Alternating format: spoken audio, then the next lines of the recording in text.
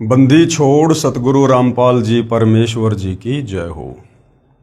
परमपिता परमात्मा सारी सृष्टि के रचनहार कुल मालिक असंख्य ब्रह्मांडों के स्वामी जगत गुरु तीनों लोकों में प्रवेश करके सबका धारण पोषण करने वाले राजाधीराज आत्माधार नाथों के नाथ देवों के देव महादेव सर्वेश्वर महेश्वर मृत्युंजय अजरो अमर आदि अनादि सनातनी प्रभु जगत पिता जगदीश्वर श्री श्री 1008 की उपाधि के वास्तविक अधिकारी अकाल मूर्त शब्द स्वरूपी राम वासुदेव सर्वगतम ब्रह्म परम पूज्य प्रथम पूज्य परम संत परम पुरुष परम धनी परम दयालु सत्य कबीर हक्का कबीर अल्लाहु कबीर अल्लाहु अकबर बाखबर अल्लाह ताला जगत के तारणहार जगत के मुक्तिदाता जगत के जगन्नाथ हारे के सहारे हिंदुओं के राम मुसलमानों के अल्लाह सिखों के वाहिगुरु ईसाइयों के मसीह दया के सागर दयानिधि करुणा के सागर करुणानिधि स्वयंभू परिभू संकट मोचन कष्ट हरण मंगल करण दुख भंजन अविगत कबीर निर्विषम निर्विकार परमात्मा अलय अलेख सतगुरु आदि अनादि सतगुरु असली मर्यादा पुरुषोत्तम असली राम असली कृष्ण असली घनश्याम असली मुरारी राजाओं के राजा महाराजाओं के महाराजा शहंशाहों के शहंशाह सम्राटों के सम्राट भगवानों के भगवान अल्लाहों के अल्लाह प्रभुओं के प्रभु मसीहाओं के मसीह सच्चे वाहिगुरु बाबाओं के बाबा पीरों के पीर सेठों के सेठ जगत सेठ सावड़सा सेठ सर्वगुण संपन्न अनंत कोटि कलाओं के स्वामी अनंत कोटि ब्रह्मांडों के नायक योगियों में महायोगी ध्यानियों में महाध्यानी सिद्धों में परम सिद्ध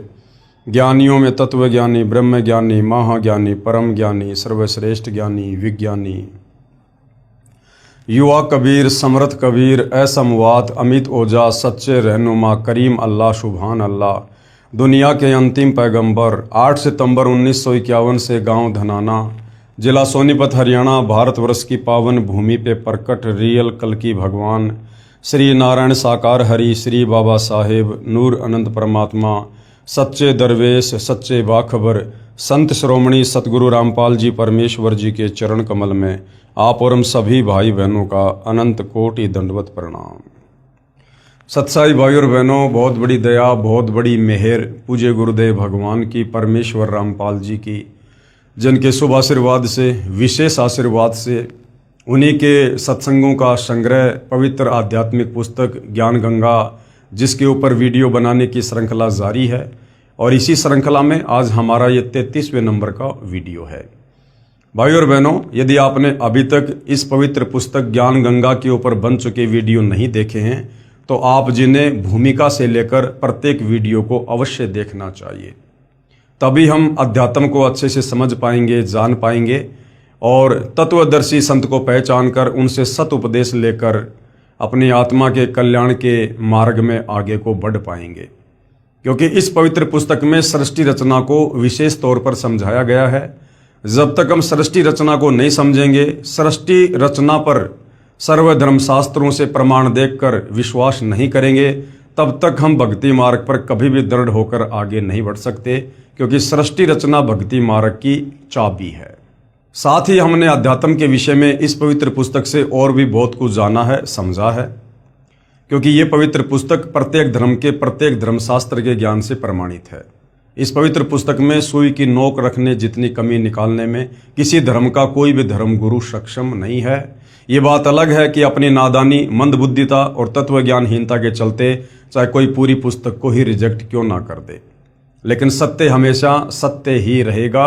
और सत्य यही है कि सतगुरु रामपाल जी के द्वारा जो पवित्र पुस्तक ज्ञान गंगा है, जो रची गई है लिखी गई है, इस पवित्र पुस्तक में सत आध्यात्मिक ज्ञान है। इस पुस्तक के अलावा आपको इस पृथ्वी पर कहीं भी शास्त्र अनुकूल साधना का ज्ञान या मार्ग नहीं मिलेगा।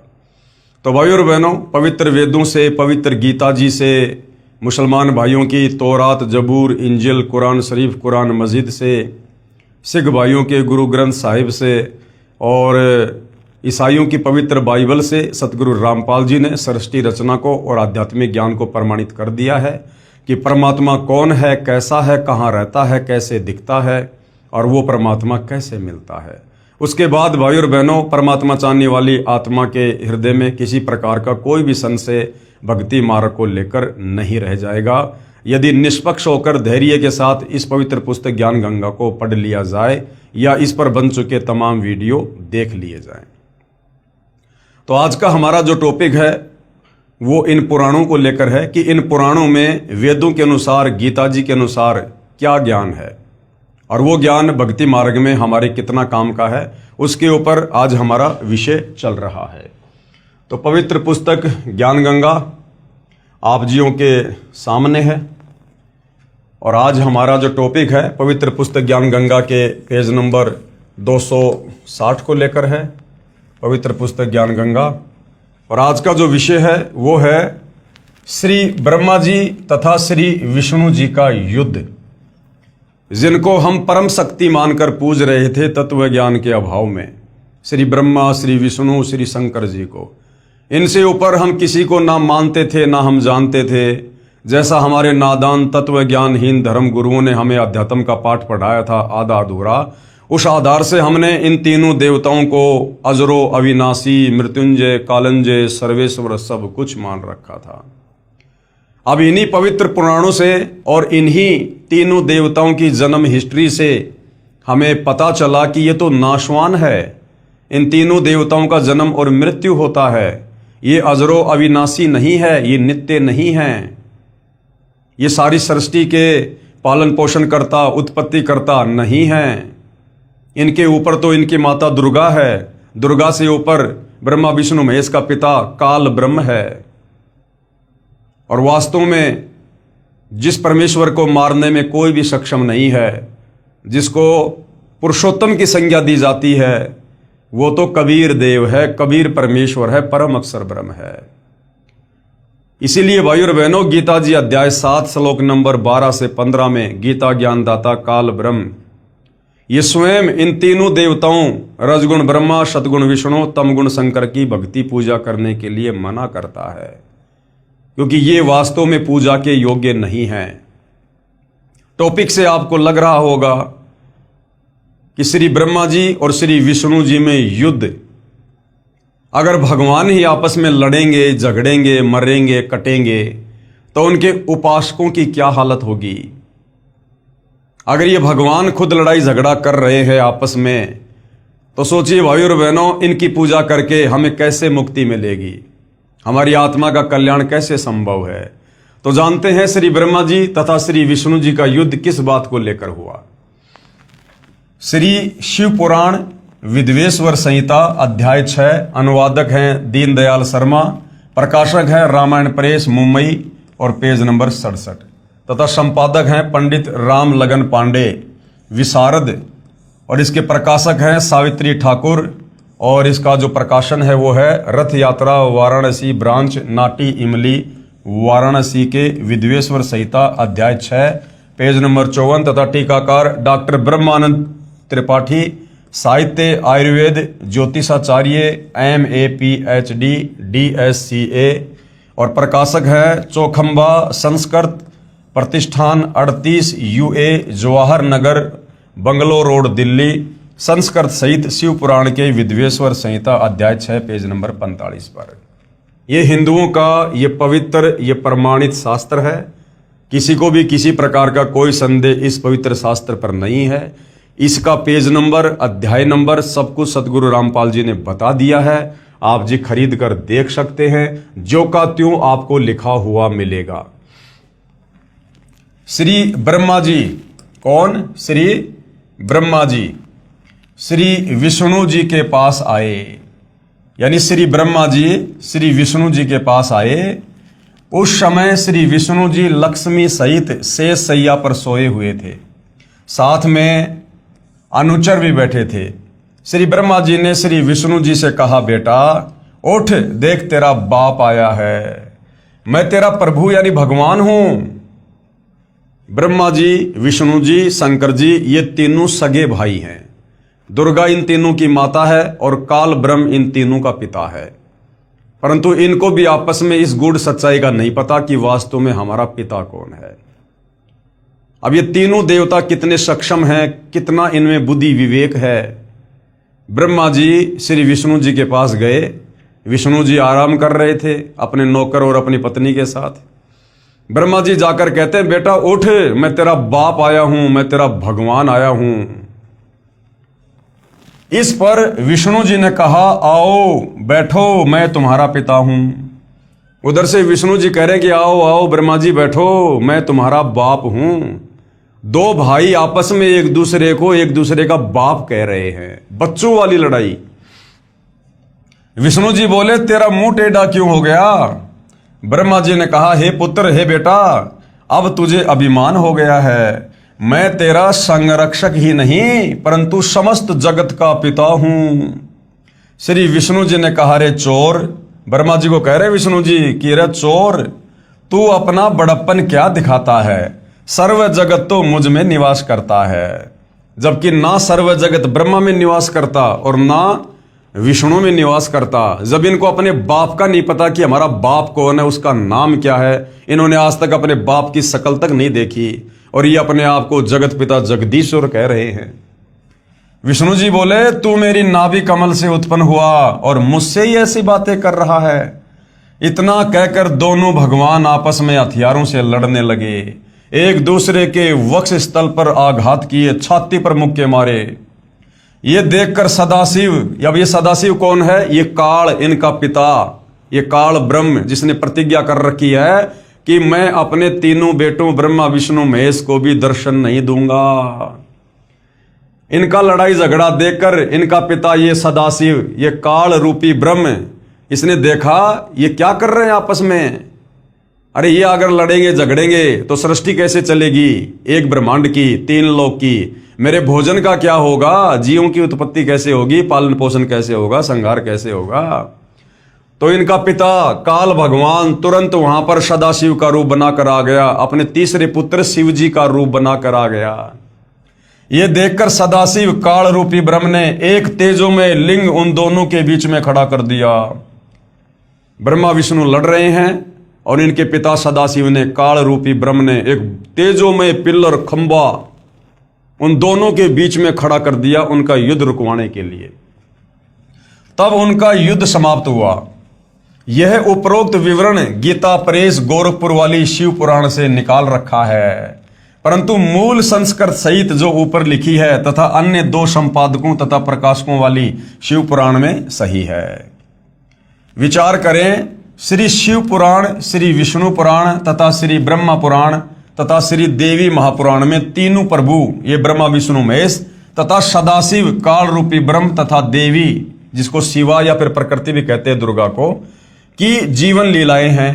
इन्हीं के आधार से सभी ऋषिजन व गुरुजन ज्ञान सुनाया करते थे। यदि कोई पवित्र पुराणों से भिन्न ज्ञान कहता है वह पाठ्यक्रम के विरुद्ध ज्ञान होने से व्यर्थ है।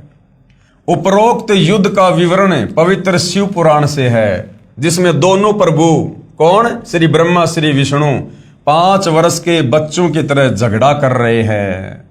वे कहा करते हैं कि तू मेरा बेटा, दूसरा कहा करता है तू मेरा बेटा, मैं तेरा बाप। जैसे दो छोटे छोटे बच्चे आपस में लड़ते हैं ना कि मैं तेरा बाप, मैं तेरा बाप। उसी हिसाब से ये हमारे भगवान, जिनको हम अजरो अमर अविनाशी जगत पिता जगदीश्वर सत्यनारायण मानकर पूजा करते थे, तत्व ज्ञान के अभाव में ये बच्चों की तरह लड़ाई कर रहे थे। दोनों आपस में सगे भाई होने के बावजूद भी एक दूसरे को मैं तेरा बाप, मैं तेरा बाप, तू मेरा बेटा, तू मेरा बेटा। तो गुरुदेव कहते हैं जिस प्रकार 2-5 वर्ष के बच्चे आपस में कभी किसी बात को लेकर झगड़ा करते हैं ना, और वे कहा करते हैं कि तू मेरा बेटा, दूसरा कहा करता है तू मेरा बेटा, मैं तेरा बाप, फिर एक दूसरे का गिरेबान पकड़कर मुक्कों व लातों से झगड़ा करते हैं। यही चरित्र इन त्रिलोकनाथों का है। यही चरित्र ये त्रिलोकनाथ ब्रह्मा विष्णु महेश इनका है। इसीलिए ये काल ब्रह्म अपने तीनों पुत्रों की गीता अध्याय 7 श्लोक नंबर 12 से 15 में पूजा करने के लिए मना कर रहा है कि ये पूजा के लायक नहीं है। जिनकी बुद्धि इस त्रिगुणी माया तक ही सीमित रह गई। त्रिगुणी माया मतलब तीनों देवता एक एक गुण से युक्त हैं, रजगुण ब्रह्मा, सतगुण विष्णु, तमगुण शंकर। तो काल कह रहा है कि जिनकी बुद्धि इस त्रिगुणी माया तक ही सीमित होकर रह गई है, इससे ऊपर ये किसी को पूजना ही नहीं चाहते। कहते हैं वो तो कौन है, राक्षस स्वभाव को धारण किए हुए मनुष्यों में नीच दूषित कर्म करने वाले मूर्ख मुझ काल ब्रह्म की ओम नाम की साधना भी वेदोनुसार नहीं करते, और इन नाशवान भगवानों की ब्रह्मा विष्णु महेश की पूजा तक लगे हुए हैं। उपरोक्त तीनों पुराणों, श्री ब्रह्मा पुराण, श्री विष्णु पुराण तथा श्री शिव पुराण का प्रारंभ तो काल रूपी ब्रह्म अर्थात ज्योति निरंजन से ही होता है। इन तीनों पुराणों की शुरुआत इस ज्योति निरंजन काल ब्रह्म से होती है, जो ब्रह्मलोक में महाब्रह्मा, महाविष्णु तथा महाशिव रूप धारण करके रहता है तथा अपनी लीला भी उपरोक्त रूप में करता है। अपने वास्तविक काल रूप को छुपा कर रखता है, क्योंकि इसने सौगंध खा रखी है, इसको श्राप लगा हुआ है कबीर परमात्मा की तरफ से। ये जब आप सृष्टि रचना को पढ़ोगे, समझोगे, तब पता चलेगा, तब ये ग्रंथ समझ में आएंगे कि ये काल अपने तीनों बेटे ब्रह्मा विष्णु महेश को दर्शन क्यों नहीं देता, इसका नाम काल क्यों पड़ा, ये अपने वास्तविक रूप में दर्शन क्यों नहीं देता किसी को। क्योंकि कबीर परमेश्वर ने इसने जो गलती सतलोक में की थी, उसकी एवज में इसे प्रतिदिन 1,00,000 मानव शरीरधारी आत्माओं के सूक्ष्म शरीर से निकली वासना, गंध, मैल उसे तपतशिला पर भून भून कर खाने का श्राप लगा हुआ है। अगर ये अपने ओरिजिनल काल रूप में दर्शन दे दे ब्रह्मा विष्णु महेश को, तो ब्रह्मा विष्णु महेश को हकीकत का पता चल जाएगा, और ये कभी भी अपने पिता के लिए इस प्रकार का दुष्कर्म नहीं करेंगे, जीवों की उत्पत्ति, पालन पोषण और संहार। अपने वास्तविक काल रूप को छुपा कर रखता है तथा बाद में विवरण रजगुण ब्रह्मा जी, सतगुण विष्णु जी तथा तमगुण शिव जी की लीलाओं का है। उपरोक्त ज्ञान के आधार से पवित्र पुराणों को समझना अति आसान हो जाएगा। अब श्री विष्णु पुराण के विषय में संक्षेप में पूज्य गुरुदेव भगवान हमें बता रहे हैं। श्री विष्णु पुराण कहां से प्रकाशित है? इसके अनुवादक है श्री मुनीलाल गुप्त, प्रकाशक है गोविंद भवन कार्यालय, गीता प्रेस गोरखपुर। श्री विष्णु पुराण का ज्ञान श्री पाराशर ऋषि ने अपने शिष्य श्री मैत्रेय ऋषि जी को कहा है। श्री पाराशर ऋषि जी ने शादी होते ही गृह त्याग कर वन में साधना करने का दृढ़ संकल्प किया। ये पाराशर ऋषि कौन है? ये वेद व्यास जी के पिता हैं। जिस वेद व्यास जी ने चारों वेद, गीता जी, श्रीमद् भागवत सुधा सागर, 18 पुराण इनका लेखन कार्य किया, उस वेद व्यास का महर्षि पाराशर ऋषि जो है वो पिता है। श्री पाराशर ऋषि जी ने शादी होते ही घर त्याग कर वन में साधना करने का दृढ़ संकल्प किया। उसकी धर्म पत्नी ने कहा, अभी तो शादी हुई है, अभी आप घर त्याग कर जा रहे हो, संतान उत्पत्ति करके फिर साधना के लिए जाना। तब श्री पाराशर ऋषि ने कहा कि साधना करने के पश्चात संतान उत्पन्न करने से नेक संस्कार की संतान उत्पन्न होगी।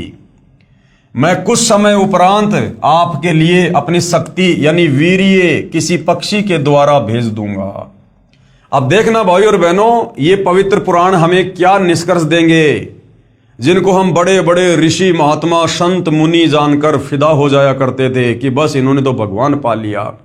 इनका अपने ऊपर भी कंट्रोल नहीं था, अपने तीनों गुणों पर इन ऋषियों का कंट्रोल नहीं था।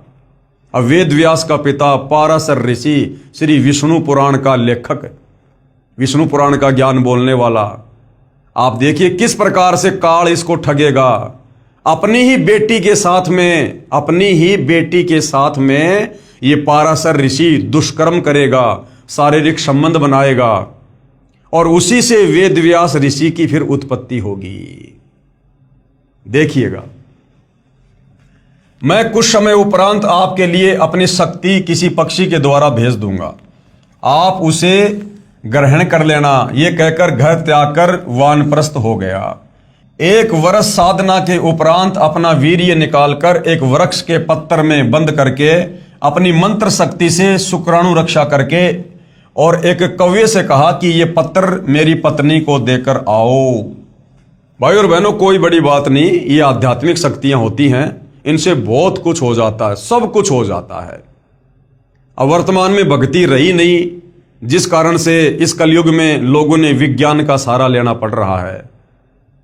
ये सारे के सारे कार्य, पहले आकाश में उड़ जाना, और ये अस्त्र शस्त्र फेंक कर आकाश में इस प्रकार से लड़ाई करना, युद्ध करना, मंत्र शक्ति से हाथ में अस्त्र और शस्त्र आ जाना, ये सब पहले आध्यात्मिक शक्तियों से हुआ करते थे। अब वर्तमान में भक्ति किसी के पास रही नहीं, जिस कारण से अब विज्ञान ने अपना रूप ले लिया। कौवा उसे लेकर दरिया के ऊपर से उड़ा जा रहा था। उसकी चोंच से वह पत्थर दरिया में गिर गया। उसे एक मछली ने खा लिया। कुछ महीनों उपरांत उस मछली को एक मल्हा ने पकड़कर काटा। उसमें से एक लड़की निकली। मल्हा ने लड़की का नाम सत्यवती रखा। वही लड़की मछली के उदर से उत्पन्न होने के कारण मछोदरी नाम से भी जानी जाती थी। नाविक ने सत्यवती को अपनी पुत्री रूप में पाला। अब बहुत सारे भाई बहन जो आध्यात्मिक शक्ति से अपरिचित हैं, धर्मशास्त्रों से अपरिचित हैं, नास्तिकता की ओर जा रहे हैं, विज्ञान को अपना सब कुछ मान रहे हैं, वो इस प्रकार की बातें सुनेंगे तो हंसेंगे कि मछली के पेट से और लड़की कैसे उत्पन्न हो सकती है, ये तो विज्ञान के अनुसार हो ही नहीं सकता। अरे विज्ञान है क्या मेरे भाई? विज्ञान इस परमेश्वर की आध्यात्मिक शक्ति के आगे चरणों की धूल के बराबर भी नहीं है। इस आध्यात्मिक शक्ति से कुछ भी हो सकता है। बिना मछली के भी बच्चा उत्पन्न हो सकता है। महर्षि वाल्मीकि ने जब सीता को श्री रामचंद्र जी ने जंगल में निकाल दिया था, एक घास का एक तिनका लेकर अपनी वचन शक्ति से और एक लड़का उत्पन्न कर दिया था, जिसका नाम रखा था कुश। कुश का मतलब होता है घास का तिनका। भाई कुछ भी हो सकता है। एक रक्त बीज नाम का राक्षस था। उसके शरीर से जब रक्त नीचे गिरता था, हर ड्रॉप में एक राक्षस उत्पन्न हो जाया करता था। तो भाइयों और बहनों, ये आध्यात्मिक शक्तियां हैं। आप और हम भक्ति मार्ग से बहुत दूर चले गए थे। अब धीरे धीरे सतगुरु रामपाल जी के आशीर्वाद से हम वापस अध्यात्म की ओर लौट रहे हैं। तब हमें विश्वास होगा कि अध्यात्म में परमेश्वर के आशीर्वाद से, उनकी शक्ति से कुछ भी हो सकता है। नाविक ने सत्यवती को अपनी पुत्री रूप में पाला। उस कौवे ने वापस जाकर श्री पाराशर जी को सर्व वृतांत बताया। पाराशर ऋषि ने जो अपनी बीज शक्ति, अपना वीर्य उस पेड़ के पत्ते में बांधकर अपनी वचन शक्ति से मंत्रित करके और उस कौवे को दे दिया था। कौवा लेकर उसकी पत्नी के पास जा रहा था। रास्ते में किसी दूसरे कौवे ने सोचा कि ये मांस का टुकड़ा लेकर जा रहा है। चीना झपटी में वो जो पत्ता था वो उस कौवे के मुख से गिर गया, उसमें तालाब में, दरिया में, और एक मछली ने उसको निगल लिया। अब भाइयों और बहनों, वो मंत्रित शक्ति थी। समय आने पर उससे संतान उत्पन्न होनी ही होनी थी। वो मछली ने निगल लिया। समय आने पर मछली के पेट से वो लड़की बनकर उत्पन्न हो गई, क्योंकि वो जो नाविक था उसने उस मछली को पकड़ा, धीरे धीरे उसको काटा तो उसमें से वो लड़की निकली। मछली के उदर से उत्पन्न होने के कारण मछोदरी नाम पड़ा। आगे चलकर उसका नाम रखा सत्यवती। तो भाइयों और बहनों, उस कौवे ने वापस जाकर पाराशर ऋषि को सारी बात बता दी थी कि ऐसे ऐसे वो जो बीज शक्ति थी वो तालाब में गिर गई और एक मछली ने उसको निगल लिया। अब देखना भाइयों और बहनों, पता होने के बावजूद भी अब वो पाराशर ऋषि, जिसको हम बहुत बड़ा संत कहते हैं, संत समझ जा करते थे, और जंगल में चला गया था शादी होते साधना करने के लिए। उसको सब कुछ पता होते हुए भी उसने अपनी ही बेटी के साथ में शारीरिक संबंध बनाए। कौवे ने वापस जाकर श्री पाराशर जी को सब बात बताई। जब साधना समाप्त करके श्री पाराशर जी 16 वर्ष उपरांत वापस आ रहे थे, दरिया पार करने के लिए मल्हा को पुकार कर कहा कि मुझे शीघ्र दरिया से पार कर, मेरी पत्नी मेरी प्रतीक्षा कर रही है। विषय वासना में डूबा जा रहा था, विषय वासना सता रही थी, जल्द से जल्द मैं अपनी पत्नी के पास जाऊं, विषय वासना से ग्रस्त था। उस समय मल्हा खाना खा रहा था। कौन मल्हा? वही मल्हा जिसने 16 साल पहले मछली का पेट काट के और वो लड़की पाली और पोसी, जो पाराशर ऋषि की बेटी थी। उस समय मल्हा खाना खा रहा था तथा श्री पाराशर ऋषि के बीज से, मछली से उत्पन्न 14 वर्षीय युवा कन्या अपने पिता का खाना लेकर वहीं पर उपस्थित थी। मल्लाह को ज्ञान था कि साधना तपस्या करके आने वाला ऋषि सिद्धि युक्त होता है, आज्ञा का शीघ्र पालन ना करने के कारण श्राप दे देता है। मल्लाह ने कहा, ऋषिवर मैं खाना खा रहा हूं, अधूरा खाना छोड़ना अन्न देव का अपमान होता है, मुझे पाप लगेगा। परंतु श्री पाराशर जी ने एक नहीं सुनी। ऋषि को अति शीघ्र उतावला जानकर मल्लाह ने अपनी युवा पुत्री से ऋषि जी को पार छोड़ने को कहा। अब ये काई के संत भाई और बहनों, काई के ऋषि है, इनके अंदर जरा सा भी धैर्य नहीं, जरा सा भी धैर्य। वो कह रहा कि ऋषि जी मैं भोजन कर रहा हूं, 5-10 मिनट लगेंगे, बीच में उठूंगा, अन्न देव का अपमान होगा।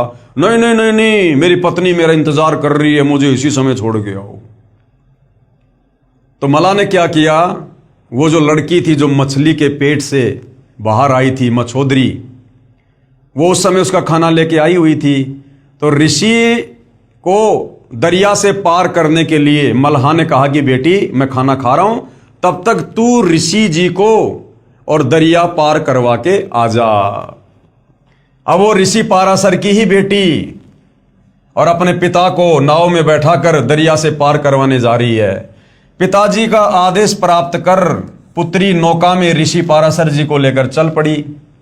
अब दरिया के बीच में जाने के बाद ऋषि पाराशर जी ने अपने ही बीज शक्ति से मछली से उत्पन्न लड़की अर्थात अपनी ही पुत्री से दुष्कर्म करने की इच्छा व्यक्त की।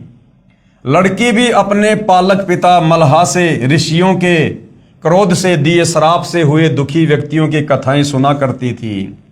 श्राप के डर से कांपती हुई कन्या ने कहा, ऋषि जी आप ब्राह्मण हो, मैं एक शूद्र की पुत्री हूं। यानी अपनी जान बचाने के लिए, बेचारी अपनी इज्जत बचाने के लिए इस प्रकार की बात वो कहने लगी।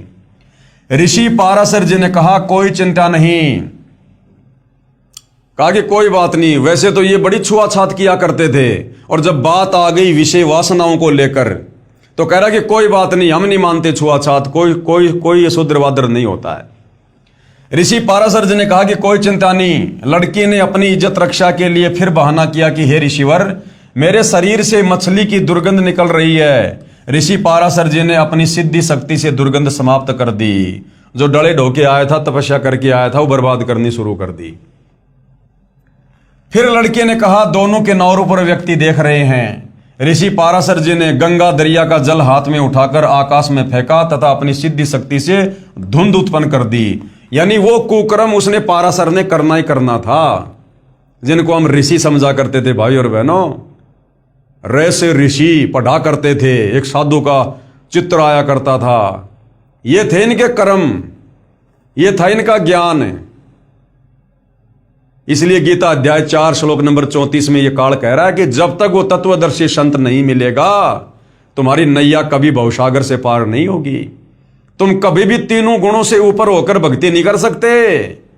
जब तक तीनों गुणों के अंडर में रहेंगे, ब्रह्मा विष्णु महेश के, रजोगुण सतोगुण तमोगुण के अंडर में, हम कभी भी भक्ति नहीं कर सकते, मुक्ति प्राप्त नहीं कर सकते।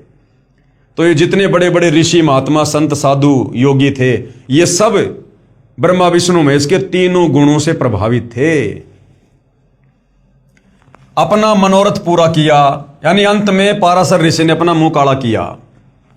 लड़की ने अपने पालक पिता को अपनी पालक माता के माध्यम से सर्व घटना से अवगत करा दिया तथा बताया कि ऋषि ने अपना नाम पाराशर बताया तथा ऋषि वशिष्ठ जी का पोता बताया था।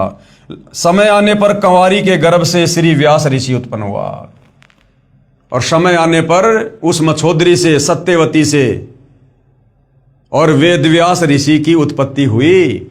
और अपनी ही बेटी से पाराशर ऋषि ने शारीरिक संबंध बनाकर अपने बेटे की उत्पत्ति की।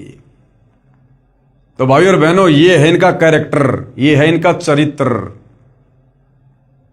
इसलिए काल कहता है कि ये तीनों गुणों के जो उपासक है ना, ब्रह्मा विष्णु महेश के, ये राक्षस स्वभाव को धारण किए हुए मनुष्यों में नीच। अब बताओ, काहे का ऋषि है? कोई नीच मनुष्य इस प्रकार का कार्य करता है, जबकि वो शादीशुदा था। अपनी पत्नी को तो कह के आया था कि मैं पहले तपस्या करूंगा फिर संतान उत्पन्न करूंगा, और यहां रास्ते में कितना बड़ा कांड कर दिया अपनी बेटी के साथ में। और जिनको हम ऋषि संत महात्मा मान के जिनकी महिमा गाया करते थे, ये तो आम व्यक्ति से भी गिरे हुए चरित्र के व्यक्ति थे। तो अब सतगुरु रामपाल जी ने आकर भाई और बहनों इन पुराणों के माध्यम से, शास्त्रों के माध्यम से इन कथाओं से ये पर्दा उठाया है, हकीकत से पर्दा उठाया, जो आज से पहले हमारे नादान धर्म गुरुओं ने अपने धार्मिक धंधे के लिए इन कथाओं को सार्वजनिक ना करके छुपा रखा था। उसी श्री पाराशर जी के द्वारा श्री विष्णु पुराण की रचना हुई। अब बताओ, ऐसे पाराशर ऋषि के द्वारा जिसने अपनी बेटी के साथ में शारीरिक संबंध बना के और संतान उत्पन्न की, अब ऐसे पाराशर ऋषि के द्वारा लिखा गया विष्णु पुराण, और इसको पढ़ने से पढ़ने वाले को कहां सद्बुद्धि आएगी? जब लिखने वाले को सद्बुद्धि नहीं है तो उसके द्वारा लिखित शास्त्र को पढ़ने से पढ़ने वाले को कैसे सद्बुद्धि आएगी? श्री पाराशर जी ने बताया कि हे मैत्रेय, जो ज्ञान मैं तुझे सुनाने जा रहा हूं, यही प्रसंग दक्ष आदि मुनियों ने नर्मदा तट पर राजा पृथकुश को सुनाया था। राजा पृथकुश ने सारस्वत से और सारस्वत ने मुझसे कहा था। श्री पाराशर जी ने श्री विष्णु पुराण के प्रथम अध्याय श्लोक संख्या 31 पेज नंबर 3 में कहा है कि यह जगत विष्णु से उत्पन्न हुआ है। हो गया इसका ज्ञान? कह रहा कि यह जगत विष्णु से उत्पन्न हुआ है। विष्णु का उपासक था, इसलिए विष्णु को महिमा दे रहा है। विष्णु को खुद नहीं पता कि मेरे को शेषनाग की सैया पर किसने लेटा रखा था। उन्हीं में स्थित है, वे ही इसकी स्थिति और लय के करता हैं। अध्याय 2 श्लोक 15-16 पेज नंबर 4 में कहा कि हे द्विज, परब्रह्म का प्रथम रूप पुरुष अर्थात भगवान जैसा लगता है। परब्रह्म का नहीं, ब्रह्म का। इन्हें कुछ नहीं पता भाई और बहनों, शास्त्रों के बारे में इन ऋषियों को कुछ नहीं पता। ब्रह्म को ये परब्रह्म कह रहे हैं। ब्रह्म यानी काल का प्रथम रूप तो भगवान जैसा लगता है, परंतु व्यक्त महाविष्णु रूप में प्रकट होना तथा अव्यक्त अदृश्य रूप में वास्तविक काल रूप में 21वें ब्रह्मांड में रहना उसके अन्य रूप हैं तथा काल उसका परम रूप है। भगवान विष्णु जो काल रूप में तथा व्यक्त और अव्यक्त रूप से स्थिर होते हैं, ये उनकी बालवत लीला है। कोई लीला वाला नहीं है। परमात्मा का श्राप लगा हुआ है, अपना कर्म भोग रहा है। पाराशर ऋषि उसको लीला बता रहा है। अध्याय 2 श्लोक 27 पेज नंबर 5 में कहा कि हे मैत्रेय, प्रलय काल में प्रधान अर्थात प्रकृति के साम्य अवस्था में स्थित हो जाने पर, अर्थात पुरुष के प्रकृति से अलग स्थित हो जाने पर विष्णु भगवान का काल रूप प्रवृत्त होता है। अध्याय 2 श्लोक 28 से 30 पेज नंबर 5 पर क्या लिखा है? तदंतर यानी उसके बाद सर्ग काल उपस्थित होने पर उन परब्रह्म नहीं ब्रह्म, उस ब्रह्म यानी काल रूपी परमात्मा विश्व रूप सर्वव्यापी सर्वभूतेश्वर सर्वात्मा परमेश्वर ने अपनी इच्छा से विकारी प्रधान और अविकारी पुरुष में प्रविष्ट होकर उनको शोभित किया। जिस प्रकार क्रियाशील न होने पर भी गंध अपनी सनिधि मात्र से ही प्रधान व पुरुष को प्रेरित करते हैं। विशेष श्लोक संख्या 28 से 30 में स्पष्ट किया है कि प्रकृति यानी दुर्गा तथा पुरुष यानी काल प्रभु से अन्य कोई और परमेश्वर है जो इन दोनों को पुनः सृष्टि रचना के लिए प्रेरित करता है। अध्याय 2 पेज नंबर 8 पर श्लोक 66 में लिखा है, वही प्रभु विष्णु सृष्टा ब्रह्मा होकर अपनी ही सृष्टि करते हैं। श्लोक संख्या 17 में लिखा है, भगवान विष्णु ही ब्रह्मा आदि अवस्थाओं द्वारा रचने वाले हैं। वे ही रचे जाते हैं और स्वयं भी संगत अर्थात मरते हैं। अध्याय 4 श्लोक 4 पेज 11 पर लिखा है कि कोई अन्य परमेश्वर है जो ब्रह्मा शिव आदि ईश्वरों के भी ईश्वर हैं। अध्याय 4 श्लोक 14 15 27 22 पेज नंबर 11 12 पर लिखा है, पृथ्वी बोली, हे काल स्वरूप आपको नमस्कार हो। हे प्रभु, आप ही जगत की सृष्टि आदि के लिए ब्रह्मा विष्णु और रुद्र रूप धारण करने वाले हैं। आपका जो रूप अवतार रूप में प्रकट होता है उसी की देवगण पूजा करते हैं। आप ही ओंकार हैं। अध्याय 4 श्लोक 50 पेज नंबर 14 पर लिखा है, फिर उन भगवान हरि ने रजोगुण युक्त होकर चतुर्मुखधारी ब्रह्मा रूप धारण कर सृष्टि की रचना की। उपरोक्त विवरण से सिद्ध हुआ कि ऋषि पाराशर जी ने सुना सुनाया ज्ञान अर्थात लोक वेद के आधार पर श्री विष्णु पुराण की रचना की है, क्योंकि वास्तविक ज्ञान पूर्ण परमात्मा ने प्रथम सतयुग में स्वयं प्रकट होकर श्री ब्रह्मा जी को दिया था। श्री ब्रह्मा जी ने कुछ ज्ञान तथा कुछ स्वयं निर्मित काल्पनिक ज्ञान अपने वंशजों को बताया। एक दूसरे से सुनते सुनाते ही लोकवेद श्री पाराशर जी को प्राप्त हुआ। श्री पाराशर जी ने विष्णु को काल भी कहा है तथा परब्रह्म भी कहा है उपरोक्त विवरण से यह भी सिद्ध हुआ कि विष्णु अर्थात ब्रह्म स्वरूप काल अपनी उत्पत्ति ब्रह्मा विष्णु तथा शिव रूप से करके सृष्टि उत्पन्न करते हैं। ब्रह्म यानी काल ही ब्रह्मलोक में 3 रूप में प्रकट होकर लीला करके छल करता है, वहां स्वयं भी मरता है। विशेष जानकारी के लिए कृपया पढ़ें प्रलय की जानकारी पुस्तक गहरी नजर गीता में अध्याय 8 श्लोक 17 की व्याख्या में। उसी ब्रह्मलोक में 3 स्थान बनाए हैं। इस काल ने ब्रह्मलोक में 3 गुप्त स्थान बनाए हैं जहां पर यह दुर्गा के सहयोग से तीनों पुत्रों की उत्पत्ति करता है। एक रजोगुण प्रधान, उसमें यही काल रूपी ब्रह्म अपना ब्रह्मा रूप धारण करके रहता है तथा अपनी पत्नी दुर्गा को साथ रखकर एक रजोगुण प्रधान पुत्र उत्पन्न करता है, उसका नाम ब्रह्मा रखता है। उसी से एक ब्रह्मांड में उत्पत्ति करवाता है। इसी प्रकार उसी ब्रह्मलोक में एक सतगुण प्रधान स्थान बना रखा है, स्वयं अपना विष्णु रूप धारण करके रहता है तथा अपनी पत्नी दुर्गा यानी प्रकृति को पत्नी रूप में रखकर एक सतगुण युक्त पुत्र उत्पन्न करता है, उसका नाम विष्णु रखता है। उस पुत्र से एक ब्रह्मांड में 3 लोकों पृथ्वी पाताल स्वर्ग में स्थिति बनाए रखने का कार्य करवाता है। इसका प्रमाण शिव पुराण गीता प्रेस गोरखपुर से प्रकाशित अनुवाद हनुमान प्रसाद पोदार चिमनलाल गोस्वामी रुद्र संहिता अध्याय 6 और 7 पेज नंबर 102 और 103 पर आपको मिल जाएगा। ब्रह्मलोक में ही एक तीसरा स्थान तमगुण प्रधान रचकर उसमें स्वयं शिव रूप धारण करके रहता है तथा अपनी पत्नी दुर्गा यानी प्रकृति को साथ रखकर पति पत्नी के व्यवहार से उसी तरह तीसरा बेटा तमोगुण युक्त उत्पन्न करता है, उसका नाम शंकर यानी शिव रखता है। इस पुत्र से 3 लोक के प्राणियों का संहार करवाता है, यानी घटिया कर्म में इस काल ने अपने तीनों बेटे ब्रह्मा विष्णु महेश को लगा रखा है। एक से उत्पत्ति करवाता है, दूसरे से स्थिति को कायम रखता है और तीसरे शंकर से संहार करवाता है। इसलिए ये काल अपने वास्तविक रूप में अपने तीनों बेटों को दर्शन नहीं देता। अगर इनको हकीकत का पता चल जाए कि हमारे बाप को रोजाना इस प्रकार से 1 लाख आत्मा खाने का श्राप लगा हुआ है और इसने हमारे माध्यम से यहाँ पर ये सृष्टि अपनी चला रखी है, तो ये कभी भी अपने बाप के दुष्कर्म में सहयोग नहीं देंगे। विष्णु पुराण में अध्याय 4 तक जो ज्ञान है वह काल रूप ब्रह्म अर्थात ज्योति निरंजन का है। अध्याय 5 से आगे का मिला जुला ज्ञान काल के पुत्र सतगुण विष्णु की लीलाओं का है तथा उसी के अवतार श्री राम श्री कृष्ण आदि का ज्ञान है। विचार करने की बात है कि श्री विष्णु पुराण का वक्ता श्री पाराशर ऋषि है और यही ज्ञान दक्ष आदि ऋषियों से पुरुकुत्स ने सुना, पुरुकुत्स से सारस्वत ने सुना तथा सारस्वत से श्री पाराशर ऋषि ने सुना। वह ज्ञान श्री विष्णु पुराण में लिपिबद्ध किया गया जो आज अपने कर कमलों में है। इसमें केवल एक ब्रह्मांड का ज्ञान भी अधूरा है।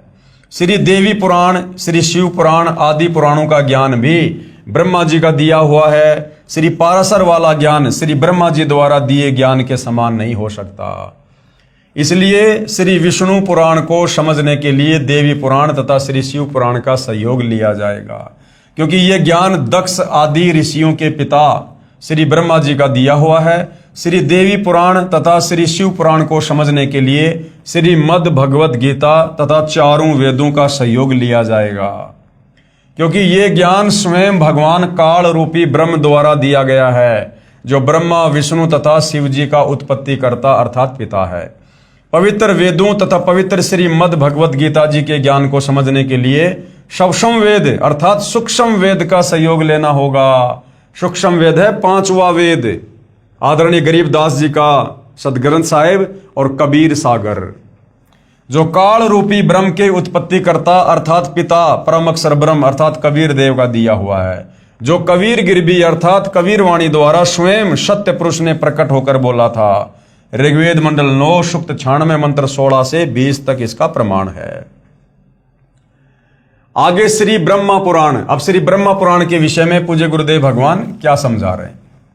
इस पुराण के वक्ता श्री लोमहर्षण ऋषि जी हैं, जो श्री व्यास ऋषि जी के शिष्य हुए हैं, जिन्हें सूत जी भी कहा जाता है। श्री लोमहर्षण जी अर्थात सूत जी ने बताया कि ये ज्ञान पहले श्री ब्रह्मा जी ने दक्ष आदि श्रेष्ठ मुनियों को सुनाया था, वही मैं सुनाता हूं। इस पुराण के सृष्टि के वर्णन नामक अध्याय में पेज नंबर 227 से 279 तक कहा है कि श्री विष्णु जी सर्व विश्व के आधार हैं, जो ब्रह्मा विष्णु तथा शिव रूप से जगत की उत्पत्ति तथा पालन तथा संहार करते हैं। उस भगवान विष्णु को मेरा नमस्कार। और शुरुआत में ही इतना बड़ा झूठ बोल रखा है। श्री विष्णु जी को सारी सृष्टि का जगत पिता और पालक बता दिया गया है, क्योंकि भाई और बहनों, इनको सृष्टि रचना का ज्ञान नहीं था, इनको तत्वदर्शी संत प्राप्त नहीं था। इसलिए सतगुरु रामपाल जी बार बार कहते हैं कि भाई जब तक आप सृष्टि रचना को नहीं समझोगे, आप किसी भी शास्त्र को नहीं समझ पाओगे। जो नित्य सदसत स्वरूप तथा कारणभूत अव्यक्त प्रकृति है, उसी को प्रधान कहते हैं।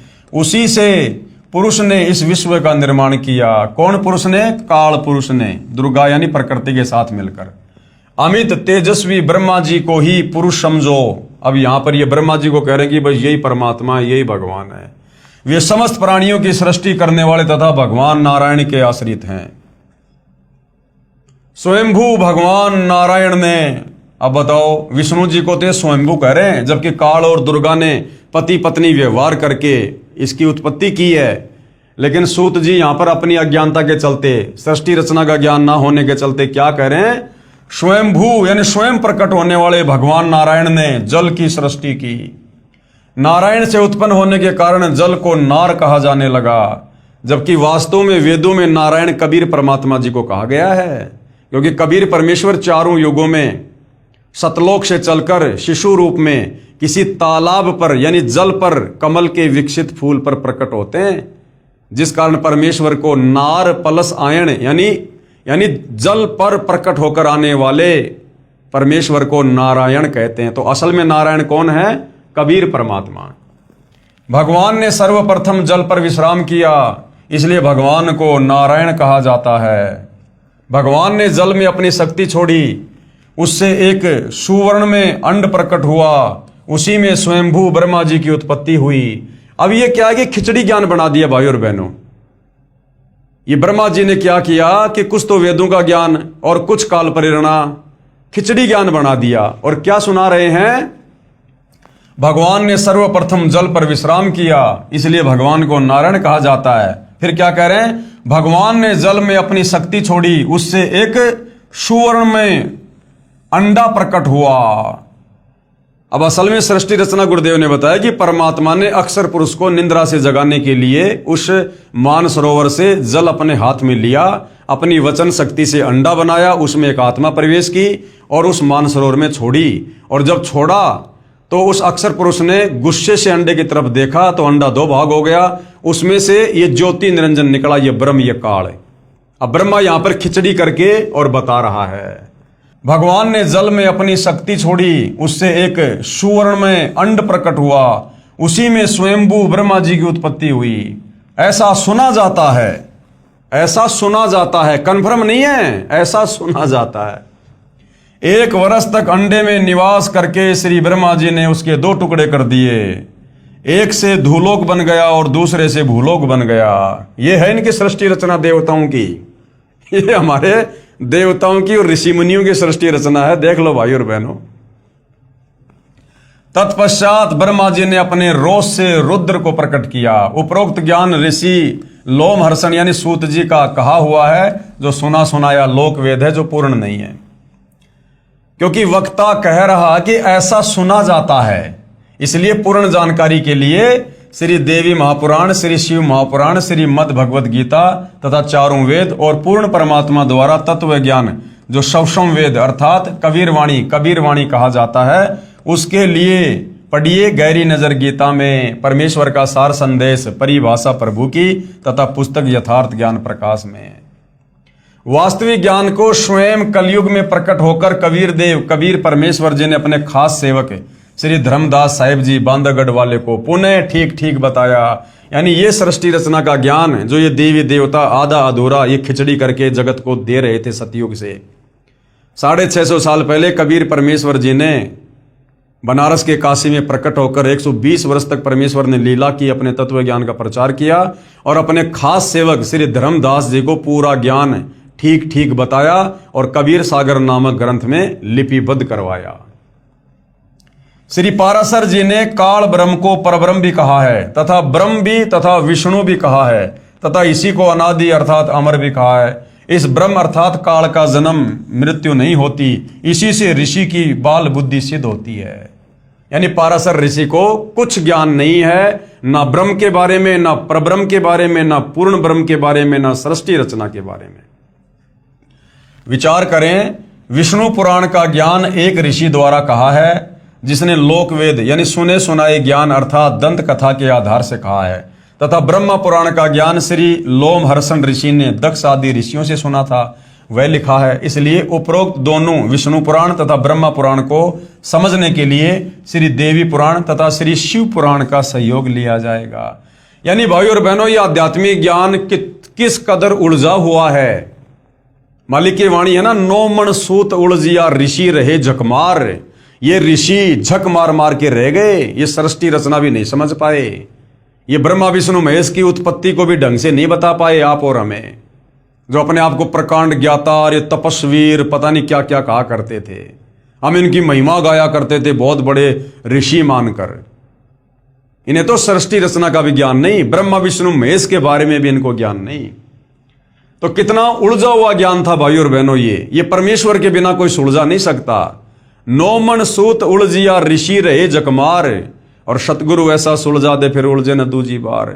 तो देखो सतगुरु रामपाल जी ने किस प्रकार से किस ग्रंथ का सहारा लेकर और किस प्रकार से किस ग्रंथ की सही सही व्याख्या करनी पड़ रही है। कौन समझा दे, कौन सुलझा दे। ये ऋषि ये केवल उलझा सकते हैं, सुलझाने का काम नहीं है। सुलझा तो वही सकता है जिसने सर्व सृष्टि को उत्पन्न किया, वास्तव में जो नारायण है। तो कबीर भगवान सतगुरु रामपाल जी ने वर्तमान में इस कलयुग में उलझे हुए शास्त्रों को सुलझाया है, जो स्वयं श्री ब्रह्मा जी ने अपने पुत्र नारद जी को सुनाया, जो श्री व्यास ऋषि के द्वारा ग्रहण हुआ तथा लिखा गया। अन्य पुराणों का ज्ञान श्री ब्रह्मा जी के ज्ञान के समान नहीं हो सकता, इसलिए अन्य पुराणों को समझने के लिए देवी पुराण तथा श्री शिव पुराण का सहयोग लिया जाएगा, क्योंकि यह ज्ञान दक्ष आदि ऋषियों के पिता श्री ब्रह्मा जी का दिया हुआ है। श्री देवी पुराण तथा श्री शिव पुराण को समझने के लिए श्रीमद् भगवद गीता तथा चारों वेदों का सहयोग लिया जाएगा, क्योंकि ये ज्ञान स्वयं भगवान काल रूपी ब्रह्म द्वारा दिया गया है, काट छाट करके, जो ब्रह्मा विष्णु तथा शिव जी का उत्पत्ति करता अर्थात वो पिता है। पवित्र वेदों तथा पवित्र श्रीमद् भगवद गीता जी के ज्ञान को समझने के लिए सूक्ष्म वेद अर्थात सूक्ष्म वेद का सहयोग लेना होगा, क्योंकि चारों वेदों में गीता जी में कंप्लीट आध्यात्मिक ज्ञान नहीं है। जो काल रूपी ब्रह्म की उत्पत्ति करता अर्थात पिता परम अक्षर ब्रह्म कबीर देव का दिया हुआ है। पांचवा वेद सूक्ष्म वेद का ज्ञान, जो कबीर गिरबी यानी कबीर वाणी द्वारा स्वयं सत्य पुरुष ने प्रकट होकर बोला था। ऋग्वेद मंडल 9 सूक्त 96 मंत्र 16 से 20 तक इसका प्रमाण है, तथा श्रीमद् भगवद गीता में भगवान काल अर्थात ब्रह्म ने अपनी स्थिति स्वयं बताई है, जो सत्य है। अब आगे क्या कह रहे हैं परमात्मा। गीता अध्याय 15 श्लोक 18 में कहा कि मैं काल रूपी ब्रह्म अपने 21 ब्रह्मांडों में जितने भी प्राणी हैं उनमें श्रेष्ठ हूं। वे चाहे स्थूल शरीर में नाशवान हैं, चाहे आत्मा रूप में अविनाशी। इसलिए लोक वेद यानी सुने सुनाए ज्ञान के आधार से मुझे पुरुषोत्तम मानते हैं। ये पाराशर जैसे ऋषि, वेद व्यास जैसे ऋषि, ये लोमहर्षण जैसे ऋषि, इन लोगों ने आधे अधूरे सुने सुनाए ज्ञान के आधार से इस काल को 21 ब्रह्मांड में पुरुषोत्तम सिद्ध कर रखा है, भगवान सिद्ध कर रखा है। बाकी ये काल खुद कह रहा है गीता अध्याय 15 श्लोक 18 में कि मैं पुरुषोत्तम नहीं हूं, मैं तो लोक वेद के आधार से, इन ऋषि साधु संत महात्माओं की सुनी सुनाई दंत कथाओं के आधार से, क्योंकि इन ऋषियों को सृष्टि रचना का ज्ञान नहीं था, तत्व ज्ञान नहीं था, जिस कारण से ब्रह्मा विष्णु महेश से ऊपर ये किसी को जान नहीं पाए, पहचान नहीं पाए। तो इन्होंने इस ब्रह्म को, जिसका ओम मंत्र है, इस ब्रह्म प्राप्ति के लिए इन्होंने तप की, ओम नाम की साधना की। ब्रह्म ने दर्शन दिए नहीं, उसने सौगंध खा रखी है। अंत में इन्होंने इस ब्रह्म को फाइनल कर दिया कि भाई यही पुरुषोत्तम है, यही भगवान है, बस उसका प्रकाश देखा जा सकता है, बाकी वो निराकार है। वास्तव में पुरुषोत्तम यानी पुरुषों में उत्तम, भगवानों में सर्वश्रेष्ठ भगवान तो मुझ क्षर पुरुष अर्थात काल से तथा अक्षर पुरुष यानी परब्रह्म से भी अन्य है। गीता अध्याय 15 श्लोक 17 उत्तम पुरुष तु अन्य परमात्मा इति उदाहरते, ये लोग तरम अवश्य विभर्ति अवय ईश्वर है। वही वास्तव में परमात्मा अर्थात भगवान कहा जाता है। कौन? कबीर देव। तीनों लोकों में प्रवेश करके सर्व का धारण पोषण करता है। ये लोग त्रियम अवश्य विभर्ति अवय ईश्वर है। वही वास्तव में अविनाशी परमेश्वर है। गीता अध्याय 15 श्लोक 16-17 गीता ज्ञानदाता ब्रह्म यानी काल स्वयं कह रहा है, हे अर्जुन तेरे तथा मेरे बहुत जन्म हो चुके हैं। काल खुद जन्म और मृत्यु में है, तू नहीं जानता, मैं जानता हूं। श्रीमद् भगवद गीता अध्याय 4 श्लोक 5 अध्याय 2 श्लोक 12 में प्रमाण है। तथा अध्याय 7 श्लोक 18 में ये काल अपनी साधना को भी घटिया अनुतमाम बता रहा है कि ओम नाम की साधना से भी मुक्ति नहीं है। अध्याय 7 श्लोक 18 में अपनी साधना को भी अनुतमाम अति अश्रेष्ठ कहा है। इसलिए अध्याय 18 श्लोक 62 में कहा कि हे अर्जुन, सर्व भाव से सारी भक्ति छोड़कर मेरी काल की, ब्रह्मा विष्णु महेश की, उस परमेश्वर की शरण में जा, यानी उस परमेश्वर की पूजा कर, उसकी भक्ति कर, जिसकी कृपा से ही तू परम शांति को प्राप्त होगा तथा कभी न नष्ट होने वाले लोक अर्थात सतलोक को प्राप्त होगा। फिर अध्याय 15 श्लोक 4 में कहा है कि जब तुझे तत्वदर्शी संत प्राप्त हो जाए, जो गीता अध्याय 4 श्लोक 34 में तथा अध्याय 15 श्लोक 1 में वर्णित है, उसके बाद उस परम पद परमेश्वर की खोज करनी चाहिए, अर्थात डटकर सतलोक जाने की भक्ति करनी चाहिए, जिसमें गए साधक यानी सतलोक में गए भगत फिर लौटकर संसार यानी काल के किस ब्रह्मांड में नहीं आते, अर्थात पूर्ण मोक्ष प्राप्त करते हैं। जिस परमेश्वर से यानी जिस कबीर भगवान से यह सर्व संसार उत्पन्न हुआ, सारी सृष्टि रची गई है तथा वही सबका धारण पोषण करने वाला है, ये काल कह रहा है कि मैं यानी गीता ज्ञानदाता ब्रह्म रूपी काल भी उसी आदि पुरुष परमेश्वर की शरण में हूं। पूर्ण विश्वास के साथ उसी की भक्ति साधना अर्थात पूजा करनी चाहिए। और ये ऋषि हमारे को ब्रह्मा विष्णु महेश तक की ही यात्रा करवा रहे थे कि बस इनसे ऊपर और कोई भगवान नहीं है, जबकि ब्रह्मा विष्णु महेश से ऊपर इनका पिता काल भगवान है। ये तो कह रहा है कि परमात्मा तो वो है जिसको मारने में कोई भी सक्षम नहीं है। उत्तम पुरुष है तू अन्य परमात्मा इति उदारते। वो तो पर ब्रह्म से भी अगला भगवान है, वो पर ब्रह्म से भी अगला दूसरा अव्यक्त, वो है वास्तव में पुरुषोत्तम। श्री देवी पुराण से ज्ञान ग्रहण करें। श्री देवी महापुराण के आंशिक लेख तथा सार विचार। संक्षिप्त श्रीमद देवी भागवत, सचित्र मोटा टाइप, केवल हिंदी। संपादक हनुमान प्रसाद पोदार, चिमन लाल गोस्वामी। प्रकाशक हैं गोविंद भवन कार्यालय, गीता प्रेस गोरखपुर। श्री जगदम्बिकाय नमः। श्री देवी मद भागवत, तीसरा स्कंद। राजा परीक्षित ने श्री व्यास से ब्रह्मांड की रचना के विषय में पूछा। श्री व्यास जी ने कहा कि राजन, मैंने यही प्रश्न ऋषिवर नारद जी से पूछा था, वह वर्णन आपसे बताता हूं। राजा परीक्षित ने सृष्टि रचना के बारे में, एक ब्रह्मांड की रचना के बारे में श्री वेद व्यास जी से पूछा कि भगवान ये सृष्टि रचना कैसे हुई, ब्रह्मांड की रचना कैसे हुई। तो वेद व्यास कह रहा कि राजन मुझे भी नहीं पता, मैंने एक बार श्री नारद जी से पूछा था इसी विषय में कि ये सृष्टि की रचना कैसे हुई, जगत को किसने रचा। तो नारद जी ने कहा कि मुझे भी नहीं पता था, मैंने अपने पिता श्री ब्रह्मा जी से पूछा। और ब्रह्मा जी आगे फिर क्या कहेगा कि भगवान विष्णु ही है पूरी सृष्टि को रचने वाला, ये है इनकी सृष्टि रचना। राजा परीक्षित ने श्री वेदव्यास जी से ब्रह्मांड की रचना के विषय में पूछा। श्री वेदव्यास जी ने कहा कि राजन, मैंने यही प्रश्न ऋषिवर नारद जी से पूछा था, वह वर्णन आपसे बताता हूं। मैंने यानी श्री व्यास जी ने श्री नारद जी से पूछा, एक ब्रह्मांड के रचयिता कौन है। कोई तो श्री शंकर भगवान को इसका रचयिता मानते हैं, कुछ श्री विष्णु जी को तथा कुछ श्री ब्रह्मा जी को, तथा बहुत से आचार्य भवानी यानी दुर्गा को सर्व मनोरथ पूर्ण करने वाली बताते हैं। वे आदि माया महाशक्ति हैं तथा परम पुरुष के साथ रहकर कार्य संपादन करने वाली प्रकृति हैं, यानी काल के साथ मिलकर पति पत्नी व्यवहार करके सबकी जो है उत्पत्ति ये करते हैं। ब्रह्म के साथ यानी काल के साथ उनका अभेद संबंध है। किसका? इस प्रकृति यानी दुर्गा का, क्योंकि ये दोनों पति पत्नी हैं। पेज नंबर 114 पर लिखा हुआ है। फिर नारद जी ने क्या कहा?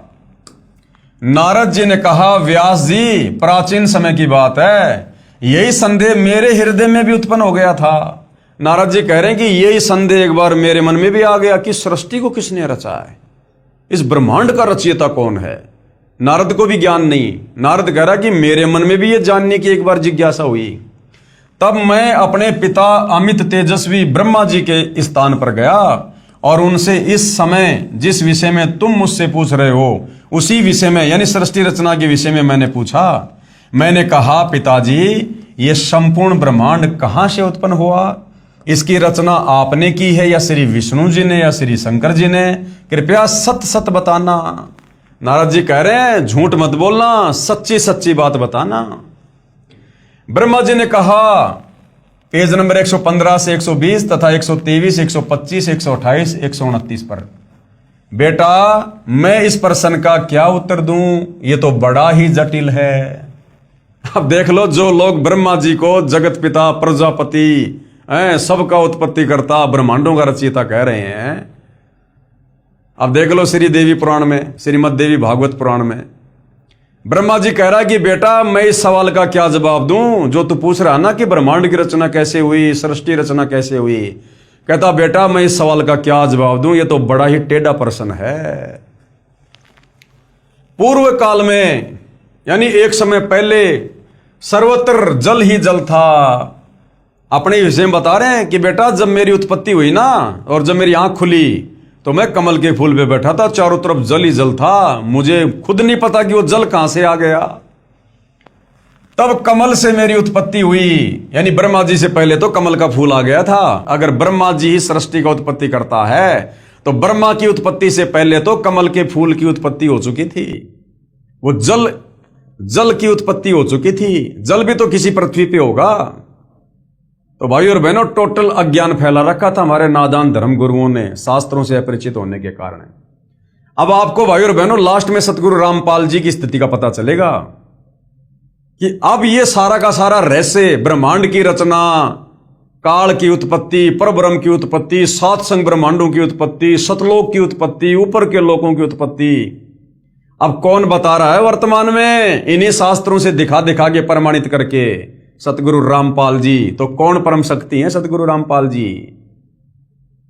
स्वयं साक्षात कबीर देव, सर्व सृष्टि के रचनहार। तो ब्रह्मा जी कह रहा है कि बेटा ये बड़ा ही जटिल सवाल है।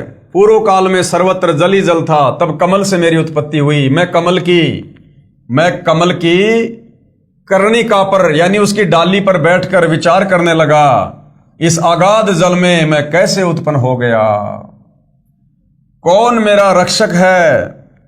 कमल का डंठल पकड़कर जल में उतरा। अब देखो भाई और बहनों, बहुत सारे भाई बहन जिनको आध्यात्मिक ज्ञान का अकाल पड़ा हुआ है, जब सतगुरु रामपाल जी 650 साल पहले कबीर परमेश्वर जी लीला करते हुए सतलोक से चलकर शिशु रूप में लहर तरा ताला पर कमल के विकसित फूल पर प्रकट हुए, तो बहुत सारे लोग सवाल जवाब कर देते हैं कि कमल के फूल पे और एक बच्चा कैसे ठहर सकता है? ठहर ही नहीं सकता कमल के फूल पर।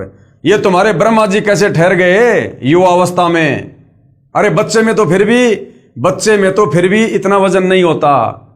अरे ब्रह्मा जी तो युवा अवस्था में कमल के फूल पर चेत में आए थे, होश में आए थे।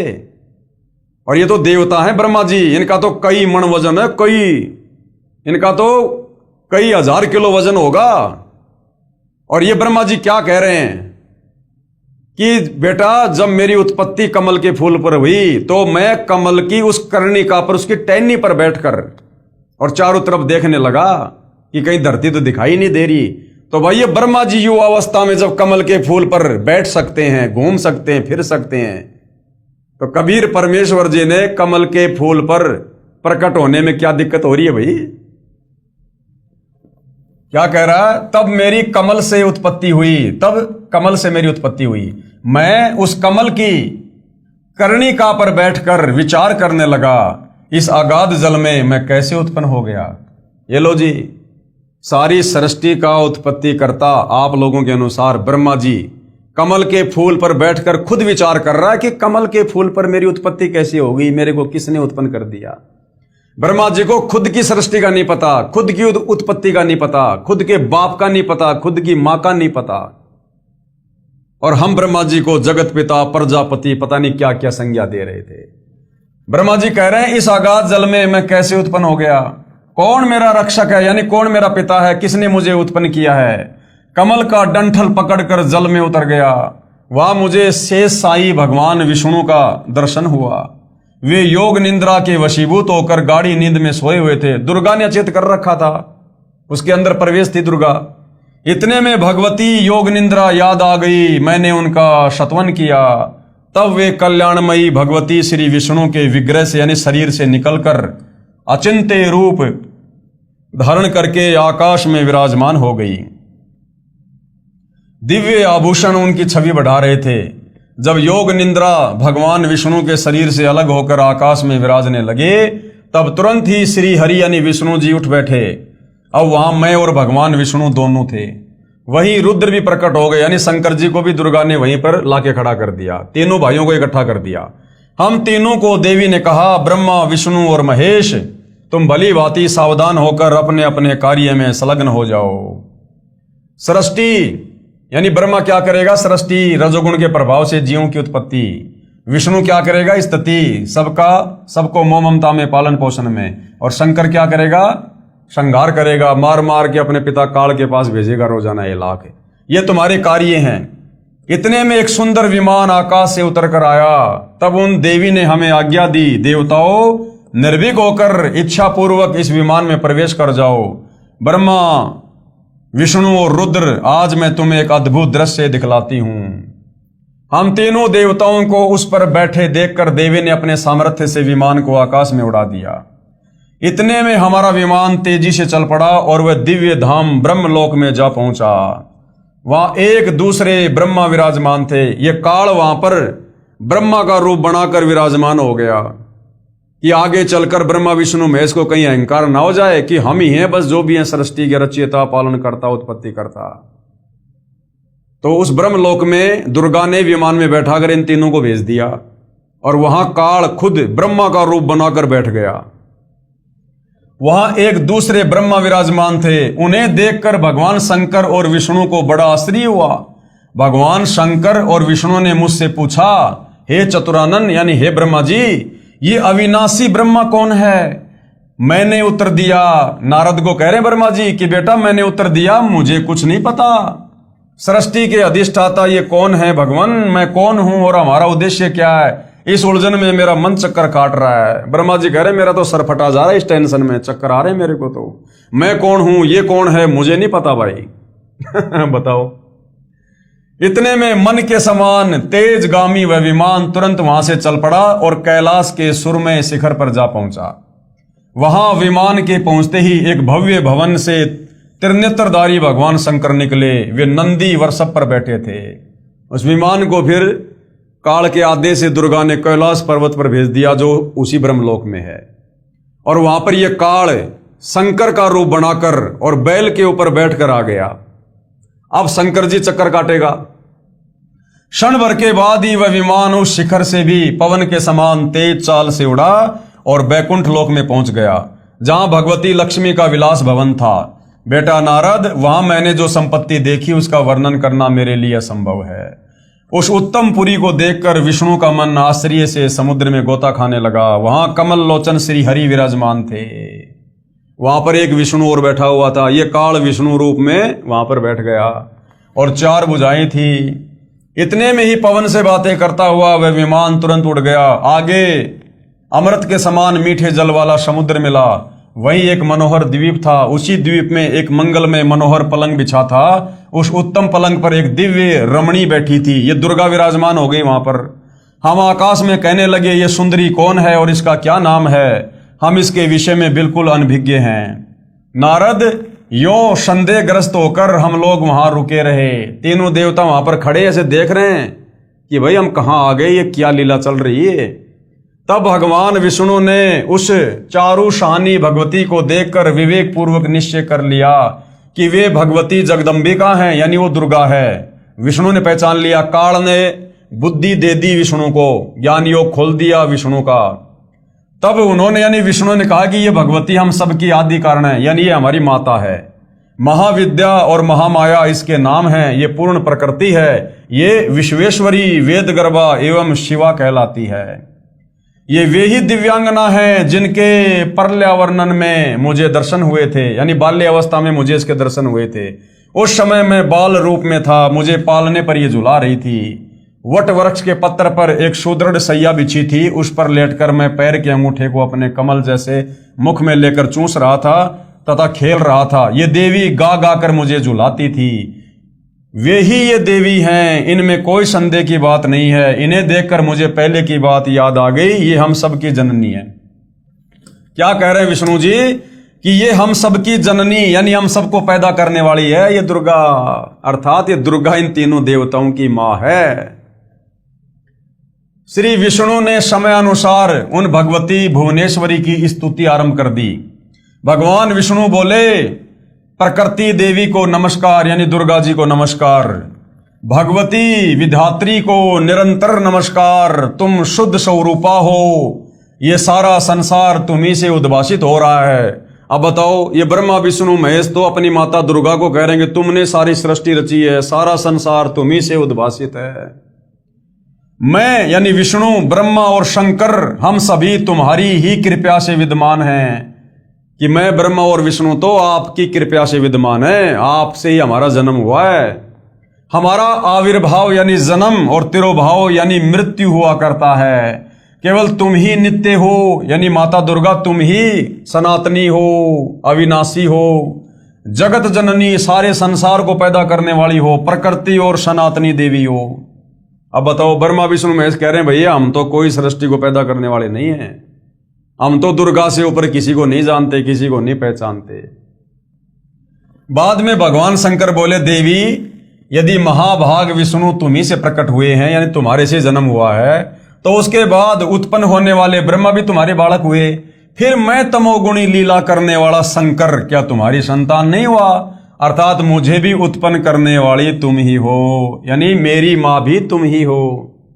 इस संसार की सृष्टि, स्थिति और संहार में तुम्हारे गुण सदा समर्थ हैं। उन्हीं तीनों गुणों से उत्पन्न हम, यानी यही तीनों गुण है, ये तीनों देवता हैं, ब्रह्मा विष्णु महेश। रजोगुण ब्रह्मा, सतोगुण विष्णु, तमोगुण शंकर। उन्हीं तीनों गुणों से उत्पन्न हम ब्रह्मा विष्णु एवं शंकर नियम अनुसार कार्य में तत्पर रहते हैं। कि हमारी मनमर्जी नहीं चलती, हमारे को जो आज्ञा आपने दे रखी है हम तो उस आज्ञा में रह के अपना कार्य करते हैं। मैं, ब्रह्मा और शिव विमान पर चढ़कर जा रहे थे। विष्णु जी कह रहे हैं कि मैं, ब्रह्मा और शिव विमान पर चढ़कर जा रहे थे। हमें रास्ते में नए नए जगत दिखाई पड़े, नई नई सृष्टि दिखाई पड़ी। भवानी भला कहिए तो उन्हें किसने बनाया।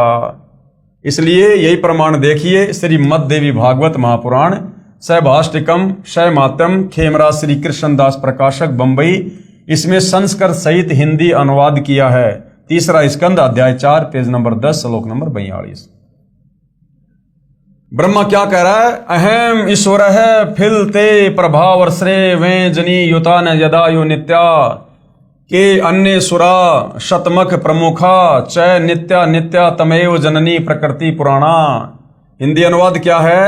हे मात, ब्रह्मा, मैं तथा शिव तुम्हारे ही प्रभाव से जन्मवान हैं, यानी हमारी उत्पत्ति करता आप हो, हमारा जन्म आप दुर्गा से हुआ, तीनों का, ब्रह्मा विष्णु महेश का। हम नित्य नहीं है, यानी हम अविनाशी नहीं है, हम अविनाशी नहीं हैं। फिर अन्य इंद्रादि दूसरे देवता किस प्रकार नित्य हो सकते हैं? कि माता दुर्गा, जब हम ब्रह्मा विष्णु महेश ही जन्म और मरण में हैं, तो फिर ये इंद्र या फिर अन्य 33 करोड़ देवी देवता कैसे अविनाशी हो सकते हैं? अर्थात वो भी जन्म और मरण में। तुम ही अविनाशी हो, हे दुर्गा माता, तुम ही हो अविनाशी, जितना इनको ज्ञान है, प्रकृति तथा सनातनी देवी हो।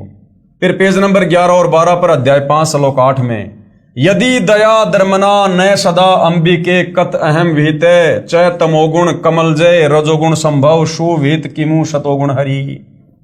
अनुवाद, भगवान शंकर बोले, हे मात, यदि हमारे ऊपर आप दया युक्त हो तो मुझे तमोगुण क्यों बना दिया, मुझे ऐसे भयंकर कार्य में क्यों लगा दिया, और कमल से उत्पन्न ब्रह्मा को रजोगुण क्यों बनाया तथा विष्णु को शतोगुण क्यों बनाया, अर्थात जीवों के जन्म मृत्यु रूपी दुष्कर्म में क्यों लगाया। श्लोक 12, रमये से सौपति पुरुष सदा तम गति न ही विह विदम शिवे। अब क्या कह रहा है विष्णु? अपने पति पुरुष अर्थात काल भगवान के साथ सदा भोग विलास करती रहती हो, आपकी गति कोई नहीं जानता। ब्रह्मा जी कहते हैं, मैं भी महामाया जगदम्बिका के चरणों पर गिर पड़ा और मैंने उनसे कहा, माता, वेद कहते हैं एक मावा द्वितीय ब्रह्म है, तो क्या वह आत्म स्वरूपा तुम ही हो अथवा वह कोई और है? अब ब्रह्मा जी कह रहे हैं कि माता, मैंने वेदों में पढ़ा कि एक ब्रह्म और है जो आपसे अलग है, वो आप ही हो या वो ब्रह्म कोई और है? तो दुर्गा क्या कह रही है? देवी ने कहा, मैं और ब्रह्म एक ही हैं। अपने बेटों को भी सच्चाई नहीं बताते भाई और बहनों। ये दुर्गा अपने पुत्र को भी सच्चाई नहीं बता रही काल के डर से। काल ने कहा था कि दुर्गा मेरा भेद किसी को मत दे देना, आज के बाद मैं किसी को दर्शन नहीं दूंगा। तो दुर्गा काल के डर से ब्रह्मा को सच नहीं बता रही और कह रही है कि मैं और ब्रह्म एक ही हैं, मुझ में और इन ब्रह्म में कभी किंचित मात्र भी भेद नहीं है।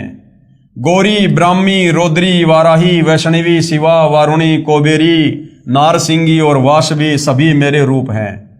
ब्रह्मा जी, इस शक्ति को तुम अपनी स्त्री बनाओ। यानी समुद्र मंथन में जो 3 लड़कियां निकली, सबसे पहले सावित्री, तो सावित्री की शादी ब्रह्मा जी के साथ कर दी और कहा कि तुम इसको अपनी पत्नी बनाओ, इस शक्ति को तुम अपनी स्त्री बनाओ। महासरस्वती नाम से विख्यात ये सुंदरी अब सदा तुम्हारी स्त्री होकर रहेगी। भगवती जगदंबिका ने भगवान विष्णु से कहा, विष्णु, मन को मुग्ध करने वाली इस महालक्ष्मी को लेकर अब तुम भी पधारो। दोबारा जो लड़की निकली थी दूसरे नंबर पर समुद्र मंथन से, उसका नाम रखा लक्ष्मी और उसकी शादी दुर्गा ने अपने पुत्र विष्णु के साथ में कर दी। ये सदा तुम्हारे वक्ष स्थल में विराजमान रहेगी। और तीसरी जो लड़की निकली थी समुद्र मंथन में, दुर्गा के 3 रूप थे, तीसरी उमा यानी पार्वती, वो शंकर जी के साथ में शादी कर दी। देवी ने कहा, शंकर, मन को मुग्ध करने वाली ये महाकाली गौरी नाम से विख्यात है, तुम इसे पत्नी रूप में स्वीकार करो। यानी समुद्र मंथन पर दुर्गा ने अपने 3 रूप बनाकर अपने 3 पुत्र ब्रह्मा, विष्णु, महेश के साथ में शादी की। अपने 3 रूप बनाकर अपने 3 पुत्रों की शादी की। अब मेरा कार्य सिद्ध करने के लिए विमान पर बैठकर तुम लोग शीघ्र पधारो। यानी अब तुम जाओ और अपने अपने लोक में जाओ और अब तुम सृष्टि की उत्पत्ति करो, संहार करो और पालन पोषण करो, अपने पिता के लिए खुराक तैयार करो। यदि कोई कठिन कार्य उपस्थित होने पर जब तुम मुझे स्मरण करोगे तब मैं सामने आ जाऊंगी। देवताओं, मेरा तथा सनातन परमात्मा का ध्यान तुम्हें सदा करते रहना चाहिए। अरे जब तू ही सनातन परमात्मा है, तू ही ब्रह्म है, तो फिर दूसरा सनातन परमात्मा कौन आ गया? वहां तो इसने कहा कि मैं ही ब्रह्म हूं, मैं ही हूं सब कुछ। और यहां क्या कह रही है? मेरा तथा सनातन परमात्मा का ध्यान, यानी उस काल का ध्यान करो। यहां अपने से काल को भिन्न दर्शा रही है। मेरा तथा सनातन परमात्मा का ध्यान तुम्हें सदा करते रहना चाहिए। हम दोनों का स्मरण करते रहोगे, हम दोनों का। अब यहां पर 2 साबित कर दिए दुर्गा ने अपने आप ही। हम दोनों का स्मरण करते रहोगे तो तुम्हारे कार्य सिद्ध होने में किंचित मात्र भी संदेह नहीं रहेगा। ब्रह्मा जी कहते हैं, इस प्रकार कहकर भगवती जगदंबिका ने हमें विदा कर दिया। उन्होंने शुद्ध आचार वाली शक्तियों में से भगवान विष्णु के लिए महालक्ष्मी को, शंकर के लिए महाकाली को और मेरे लिए महासरस्वती को पत्नी बनने की आज्ञा दे दी। अब उस स्थान से हम चल पड़े। अब सार विचार गुरुदेव भगवान कह रहे, निष्कर्ष क्या है? एक ब्रह्मांड की वास्तविक स्थिति से महर्षि व्यास जी, महर्षि नारद जी तथा श्री ब्रह्मा जी, श्री विष्णु जी तथा श्री शंकर जी भी अनभिज्ञ हैं। सारी सृष्टि तो छोड़ो, पर ब्रह्म के 7 संग ब्रह्मांड छोड़ो, काल ब्रह्म के 21 ब्रह्मांड छोड़ो, एक ब्रह्मांड के विषय में 21 ब्रह्मांड में एक ब्रह्मांड के विषय में ये पाराशर ऋषि, वेद व्यास ऋषि, मनु, ब्रह्मा, विष्णु, महेश, नारद, सारद, ये सब अनभिज्ञ हैं। इनको एक ब्रह्मांड का भी ढंग से ज्ञान नहीं है, जिनको हम अजरो अमर सारे जगत पिता परमात्मा कहकर पूज रहे थे। एक ब्रह्मांड की वास्तविक स्थिति से महर्षि व्यास जी, महर्षि नारद जी तथा श्री ब्रह्मा जी, श्री विष्णु तथा श्री शिव शंकर जी भी अनभिज्ञ हैं। यह भी स्पष्ट है कि श्री दुर्गा को प्रकृति भी कहते हैं तथा दुर्गा तथा ब्रह्म यानी ज्योति निरंजन काल का पति पत्नी का संबंध भी है। इसलिए लिखा है कि ब्रह्म के साथ प्रकृति का अभेद संबंध है। जैसे पत्नी को अर्धांगिनी भी कहते हैं। श्री ब्रह्मा जी को स्वयं नहीं पता कि मैं कहां से उत्पन्न हुआ। कह रहा, बेटा नारद, जब मेरी आंख खुली तो मैं कमल के फूल पर बैठा पाया, मुझे नहीं पता ये सृष्टि किसने रची, ये जल कहां से आ गया, अब मेरा आगे क्या कार्य है। ब्रह्मा को अपनी उत्पत्ति का नहीं पता। श्री ब्रह्मा जी को स्वयं नहीं पता कि मैं कहां से उत्पन्न हुआ। 1000 वर्ष तक जल में पृथ्वी की खोज की परंतु नहीं मिली। तब आकाशवाणी के आधार पर 1000 वर्ष तक तप किया।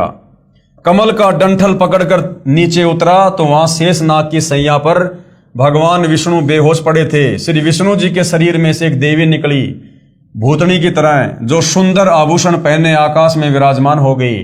तब श्री विष्णु जी होश में आए, इतने में शंकर जी भी वहीं आ गए। यानी दुर्गा ने तीनों को इकट्ठा कर दिया काल के आदेश से। उपरोक्त विवरण से सिद्ध है कि तीनों भगवान बेहोश कर रखे थे। फिर सचेत किए। आकाश से विमान आया, देवी ने तीनों भगवानों को विमान में बैठने का आदेश दिया। विमान को आकाश में उड़ाया। ऊपर एक ब्रह्मा, एक शिव तथा एक विष्णु और देखा जो ब्रह्मलोक में थे। यानी काल ही ब्रह्मा विष्णु महेश ये तीन रूप बनाकर बैठ गया, इन तीनों को ये दिखाने के लिए कि आगे चलकर आंडी मत भाग जाना कि हम ही हैं सारी सृष्टि के मालिक। विचार करें, ब्रह्मलोक में दूसरे ब्रह्मा विष्णु तथा शिव दिखाई दिए थे।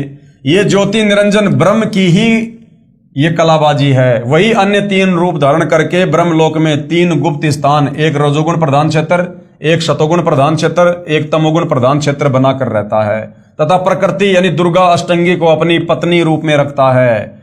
जब ये दोनों रजोगुण प्रधान क्षेत्र में होते हैं तब ये महाब्रह्मा तथा दुर्गा महासावित्री कहलाते हैं। इन दोनों के सहयोग से जो बेटा इस रजोगुण प्रधान क्षेत्र में उत्पन्न होता है वह रजोगुण प्रधान होता है, उसका नाम ये ब्रह्मा रख देते हैं तथा जवान होने तक अचेत करके परवरिश करते रहते हैं। फिर कमल के फूल पर रखकर सचेत कर देते हैं। जब ये दोनों कौन, काल और दुर्गा, जब ये दोनों महाविष्णु तथा महालक्ष्मी रूप में काल ब्रह्म तथा दुर्गा शतोगुण प्रधान क्षेत्र में रहते हैं, तब दोनों के पति पत्नी व्यवहार से जो पुत्र उत्पन्न होता है वह शतोगुण प्रधान होता है, उसका नाम विष्णु रख देते हैं। कुछ दिन के पश्चात बालक को अचेत करके जवान होने तक परवरिश करते रहते हैं। फिर शेषनाग की सैया पर सुला देते हैं, फिर सचेत कर देते हैं। इसी प्रकार जब ये दोनों तमोगुण प्रधान क्षेत्र में होते हैं, कौन, काल और दुर्गा, इसी प्रकार जब ये दोनों तमोगुण प्रधान क्षेत्र में रहते हैं तब शिवा अर्थात दुर्गा तथा महाशिव अर्थात सदाशिव के यानी काल और दुर्गा के पति पत्नी व्यवहार से जो पुत्र इस क्षेत्र में उत्पन्न होता है वह तमोगुण प्रधान होता है, इसका नाम शिव रख देते हैं। इसे भी जवान होने तक अचेत रखते हैं, फिर जवान होने पर सचेत करते हैं। फिर तीनों को इकट्ठा करके विमान में बैठाकर ऊपर के लोगों का दृश्य दिखाते हैं, कहीं ये अपने आप को सर्वे सर्वा ना मान बैठे हैं। इनका अहंकार तोड़ने के लिए कि कहीं आगे चलकर ये अपने आप को ही भगवान ना मान बैठे, इसके लिए काल इनको ब्रह्मलोक में तीन रूप बनाकर ब्रह्मा विष्णु महेश के रूप बनाकर दिखाता है और ये तीनों देवता चक्कर में पड़ जाते हैं कि ये दूसरा ब्रह्मा कौन है, ये दूसरा विष्णु कौन है, ये दूसरा शिव कौन है। गुण प्रधान क्षेत्र को समझने के लिए एक उदाहरण है कि काल किस प्रकार से तीन क्षेत्र बना के रखता है, रजोगुण प्रधान क्षेत्र, सतोगुण प्रधान क्षेत्र और तमोगुण प्रधान क्षेत्र, और कैसे रजोगुण प्रधान क्षेत्र में रजोगुणी बेटा उत्पन्न होता है और शतोगुणी प्रधान क्षेत्र में शतोगुणी बेटा और तमोगुणी प्रधान क्षेत्र में किस प्रकार से तमोगुणी पुत्र ये उत्पन्न करते हैं। किसी मकान में 3 कमरे हैं, एक कमरे में देशभक्त शहीदों के चित्र लगे हों। जब व्यक्ति उस कमरे में जाता है तो उसके विचार भी देशभक्तों जैसे हो जाते हैं उन फोटोओं को देखकर। दूसरे कमरे में साधु संतों ऋषियों आदि के पोस्टर लगे हों। उस कमरे में प्रवेश करते ही मन शांत तथा भगवान की भक्ति की तरफ लग जाता है। और तीसरे कमरे में अश्लील फोटो, अर्धनग्न फोटो, स्त्री पुरुषों के चित्र लगे हों तो मन में स्वतः बकवास घर करने लग जाती है। इसी प्रकार जब ये काल और दुर्गा रजोगुण प्रधान क्षेत्र में होते हैं तो इन काल और दुर्गा के विचार रजोगुणी हो जाते हैं, अश्लील हो जाते हैं। और जब संतान उत्पन्न होती है तो उन्हीं विचारों की संतान उत्पन्न हो जाती है रजोगुण, ब्रह्मा जी। इसलिए ब्रह्मा जी रजोगुण के जो है ये प्रधान देवता हैं। और जब ये काल और दुर्गा शतोगुण प्रधान क्षेत्र में होते हैं तो वहां इनके विचार शतोगुणी हो जाते हैं। और शतोगुणी विचारों में जब ये पति पत्नी व्यवहार करके बच्चा उत्पन्न करते हैं तो वो शतोगुणी प्रधान बच्चा उत्पन्न होता है जिसका नाम ये विष्णु रखते हैं। और जब ये तीसरे प्रधान क्षेत्र तमोगुणी प्रधान क्षेत्र में होते हैं, ये काल महाशिव रूप में और दुर्गा को ये महागौरी रूप में रखता है, महापार्वती रूप में। और वो तमोगुणी प्रधान क्षेत्र है, मतलब जैसे गुस्सा वगैरह, क्रोध वगैरह, तो उस क्षेत्र में उनके विचार वैसे ही होते हैं तमोगुण वाले। और उस समय जब वो पति पत्नी व्यवहार करके संतान उत्पन्न करते हैं तो तमोगुणी संतान उत्पन्न होती है, उसका नाम ये शंकर रख देते हैं। इस प्रकार ऊपर ब्रह्मलोक में काल रूपी ब्रह्म ने 3 स्थान एक एक गुण प्रधान बनाए हैं। तीनों प्रभु रजगुण ब्रह्मा जी, सतगुण विष्णु जी, तमगुण शिव जी अपने गुणों का प्रभाव कैसे डालते हैं। अब ये तीनों देवता अपने अपने लोकों में बैठकर लाखों करोड़ों किलोमीटर दूर इन तीनों लोकों में स्वर्ग लोक के प्राणियों पर, पृथ्वी लोक के प्राणियों पर और पाताल लोक के प्राणियों पर अपना उन गुणों का प्रभाव ये कैसे डालते हैं। उसके लिए गुरुदेव एक उदाहरण दे रहे हैं। उदाहरण जैसे रसोई घर में मिर्चों का छोंक सब्जी में लगाया, मिर्च के गुण से सभी कमरों के व्यक्तियों को छींकें आने लगी। जैसे साकार वस्तु मिर्च तो रसोई में थी, परंतु उसकी निराकार शक्ति अर्थात गुण ने दूर बैठे व्यक्तियों को भी प्रभावित कर दिया। ठीक इसी प्रकार तीनों प्रभु श्री ब्रह्मा जी रजगुण, श्री विष्णु जी सतगुण तथा श्री शिव जी तमगुण अपने अपने लोक में रहते हुए तीन लोक, पृथ्वी लोक, पाताल लोक तथा स्वर्ग लोक के प्राणियों को प्रभावित रखते हैं। जैसे मोबाइल फोन की रेंज से फोन कार्य करता है, इसी प्रकार अदृश्य शक्ति रूपी गुणों से तीनों देवता अपने पिता काल ब्रह्म की सृष्टि उसके भोजन के लिए चला रहे हैं। दुर्गा का अपना अलग लोक भी है जिसमें ये अपने वास्तविक रूप में दर्शन देती है। फिर इनका विमान दुर्गा के द्वीप में पहुंचा, तब ज्योति निरंजन अर्थात काल रूपी ब्रह्म ने विष्णु जी को बचपन की याद प्रदान कर दी। तब श्री विष्णु जी ने बताया कि ये दुर्गा अपनी तीनों की मां है। मैं बालक रूप में पालने में लेटा था, ये मुझे लोरी देकर झुला रही थी। तब श्री विष्णु जी ने कहा कि हे दुर्गा, आप हमारी माता हो। मैं विष्णु, ब्रह्मा तथा शंकर तो जन्मवान है, यानी हमारा तो आपसे जन्म हुआ है। हमारा तो आविर्भाव का मतलब होता है जन्म, अर्थात जन्म, तथा तिरोभाव का मतलब होता है मृत्यु होती है। हम अविनाशी नहीं हैं, आप प्रकृति देवी हो। ये बात श्री शंकर जी ने भी स्वीकार की तथा कहा कि मैं तमोगुणी लीला करने वाला शंकर भी आपका ही पुत्र हूं। श्री विष्णु जी तथा श्री ब्रह्मा जी भी आपसे ही उत्पन्न हुए हैं। तो भाई और बहनों, कितने कंसेप्ट क्लियर कर दिए पूज्य गुरुदेव भगवान ने इन्हीं पुराणों से कि ब्रह्मा विष्णु महेश की माँ दुर्गा है, इनका जो बाप है, पिता है, वो काल है। दुर्गा और काल आपस में पति पत्नी हैं। ये तीनों देवता ब्रह्मा विष्णु महेश, इनका जन्म और मृत्यु होती है, ये अविनाशी नहीं है। कितने कंसेप्ट परमेश्वर जी ने क्लियर कर दिए। फिर इन तीनों देवताओं की शादी दुर्गा ने की। प्रकृति देवी दुर्गा ने अपनी शब्द शक्ति से अपने ही अन्य तीन रूप धारण किए और समुद्र में जाके छुप गई। श्री ब्रह्मा जी की शादी सावित्री से, श्री विष्णु जी की शादी लक्ष्मी से तथा श्री शिव की शादी उमा अर्थात काली से करके विमान में बैठाकर इनके अलग अलग द्वीपों यानी लोकों में भेज दिया। ज्योति निरंजन यानी काल ब्रह्म ने अपने श्वासों द्वारा समुद्र में 4 वेद छुपा दिए। फिर प्रथम सागर मंथन के समय ऊपर प्रकट कर दिए। ज्योति निरंजन यानी काल के आदेश से दुर्गा ने 4 वेद श्री ब्रह्मा जी को दिए। ब्रह्मा ने दुर्गा यानी अपनी माता से पूछा कि वेदों में जो ब्रह्म है वो आप ही हो या कोई अन्य है। तो दुर्गा ने शुरू में तो झूठ बोल दिया। दुर्गा ने काल के डर से वास्तविकता छुपाने की चेष्टा करते हुए कहा कि मैं तथा ब्रह्म एक ही हैं, कोई भेद नहीं है। फिर भी वास्तविकता नहीं छुपी। दुर्गा ने फिर कहा, फिर दुर्गा ने हकीकत बतानी पड़ी कि तुम तीनों मेरा तथा ब्रह्म का सदा सुमरण करते रहना, मेरा तथा ब्रह्म का। फिर लास्ट में दुर्गा ने 2 साबित कर दिए कि बेटा मैं अलग हूं और तुम्हारा बाप ब्रह्म अलग है। फिर तुम तीनों यानी तुम ब्रह्मा विष्णु महेश, मेरा यानी दुर्गा का और ब्रह्म यानी काल का सदा सुमरण करते रहना। हम दोनों का, या साफ साफ कह दिया, हम दोनों का यानी दुर्गा और काल का सुमरण करते रहने से यदि कोई कठिन कार्य होगा तो मैं तुरंत सामने आ जाऊंगी। विशेष क्योंकि काल ने दुर्गा से कह रखा है कि मेरा भेद किसी को मत दे देना कि मैं काल हूं, मुझे 1 लाख खाने पड़ते हैं। इस डर से दुर्गा सर्व जगत को वास्तविकता से परिचित रखती है। ये अपने पुत्रों को भी धोखे में रखते हैं। अब बताओ, आम व्यक्तियों को इनकी भक्ति पूजा से क्या मिलेगा, कैसे मोक्ष मिलेगा, जब ये दुर्गा अपने तीनों बेटों को भी धोखे में रखती है, सच्चाई नहीं बताती। इसका कारण है कि काल को श्राप लगा है 1 लाख मानव शरीरधारी प्राणियों का आहार नित्य करने का। अब ये सारी राम कहानी भाई और बहनों, श्राप क्यों लगा, किसने दिया, जिस कारण से ये गुप्त रहता है, किसी को दर्शन नहीं देता, दुर्गा के माध्यम से सारा काम करवाता है। ब्रह्मा विष्णु महेश की ड्यूटी लगा रखी है के गुण से युक्त करके। ये सारी राम कहानी उस समय पता चलेगी जब हम सृष्टि रचना को पढ़ेंगे, समझेंगे, एक बार नहीं कई बार। इसलिए गुरुदेव बार बार कहते हैं कि बच्चों सृष्टि रचना को अच्छे से पढ़ो, समझो। सृष्टि रचना को समझे बिना कोई भी धर्म ग्रंथ हमारी समझ में नहीं आएगा। इसलिए अपने तीनों बेटों से अपना आहार तैयार करवाता है ये काल। श्री ब्रह्मा जी के रजोगुण के प्रभाव से सर्व प्राणियों से संतान उत्पत्ति करवाता है। श्री विष्णु जी के सतोगुण से एक दूसरे में मोह उत्पन्न करके स्थिति अर्थात काल जाल में रोक के रखता है तथा श्री शंकर जी के तमोगुण से संहार करवाकर अपना आहार तैयार करवाता है। फिर तीनों भगवानों को भी मार कर खाता है। समय आने पर जब ब्रह्मा विष्णु महेश का शरीर छूटता है, क्योंकि ये तो जन्मवान है, जन्म और मृत्यु है, 21 ब्रह्मांड में सब जन्मते और मरते हैं। काल भी जन्मता और मरता है, दुर्गा भी जन्मती और मरती है। तो ब्रह्मा विष्णु महेश जो काल और दुर्गा से उत्पन्न है, ये भला कैसे अविनाशी हो सकते हैं?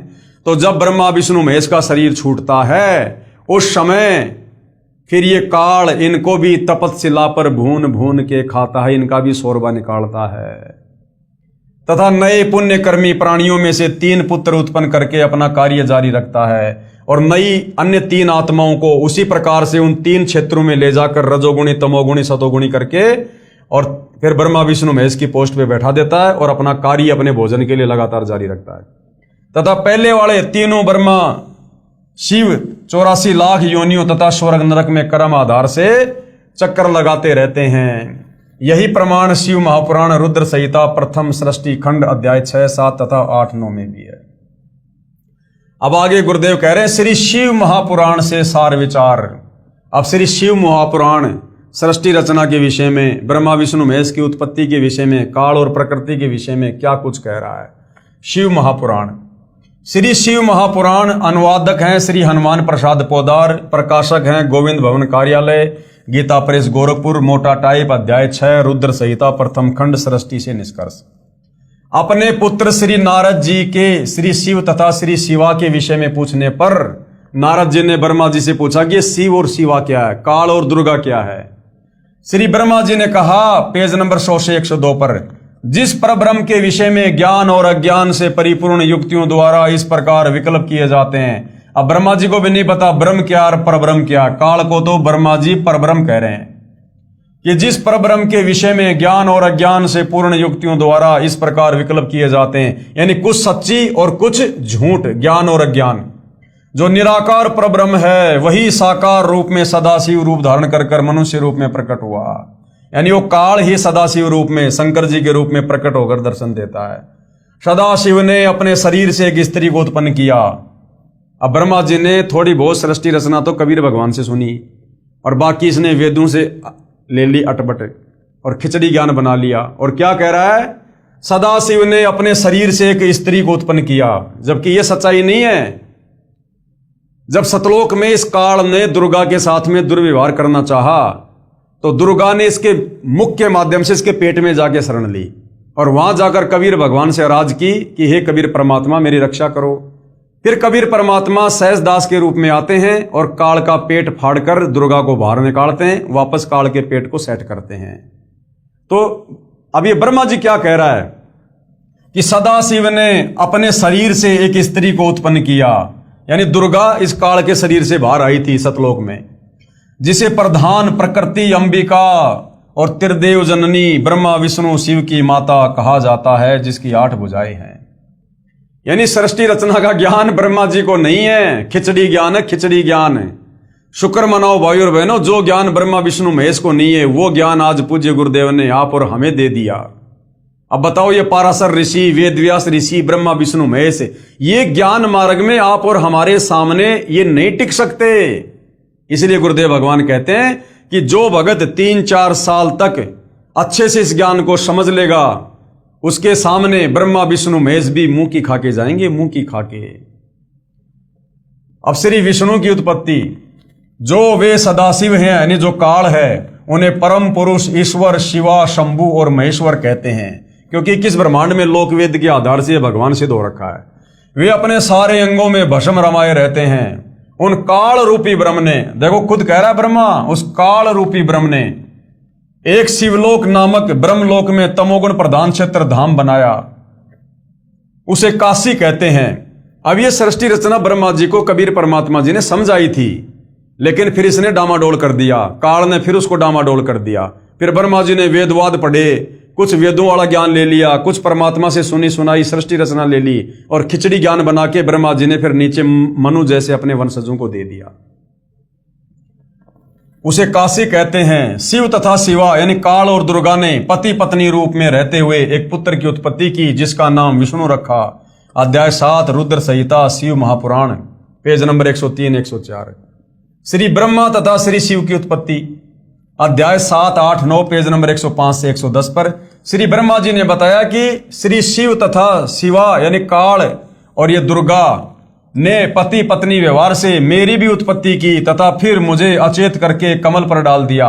अब इसको क्या पता, ये कैसे कह सकता ये बात, क्योंकि कबीर परमात्मा जी ने सारी सृष्टि रचना इनको बताई थी, समझाई थी और कुछ उन वेदों में लिखी हुई थी। तो जिस कारण से ब्रह्मा जी खिचड़ी ज्ञान करके नारद जी को बता रहा है। यही काल महाविष्णु रूप धारण करके अपने नाभि से एक कमल उत्पन्न कर लेता है। ब्रह्मा आगे कहता है फिर होश में आया, यानी फिर मैं होश में आया तो कमल की मूल को ढूंढना चाहा परंतु असफल रहा। फिर तप करने की आकाशवाणी हुई, काल ने आकाशवाणी कर दी तप करो तप करो। तप किया, फिर मेरी तथा विष्णु की किसी बात पर लड़ाई हो गई।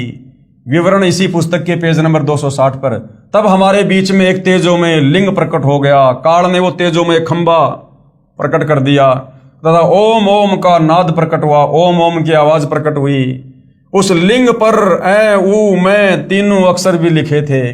फिर रुद्र रूप धारण करके सदाशिव 5 मुख वाले मानव रूप में प्रकट हुए, यानी काल प्रकट हो गया फिर शंकर रूप में 5 मुंह लगा के। उसके साथ शिवा यानी दुर्गा भी थी। फिर शंकर को अचानक प्रकट कर दिया क्योंकि ये पहले अचेत था, फिर सचेत करके तीनों को इकट्ठे कर दिया तथा कहा कि तुम तीनों सृष्टि स्थिति तथा संहार का कार्य संभालो।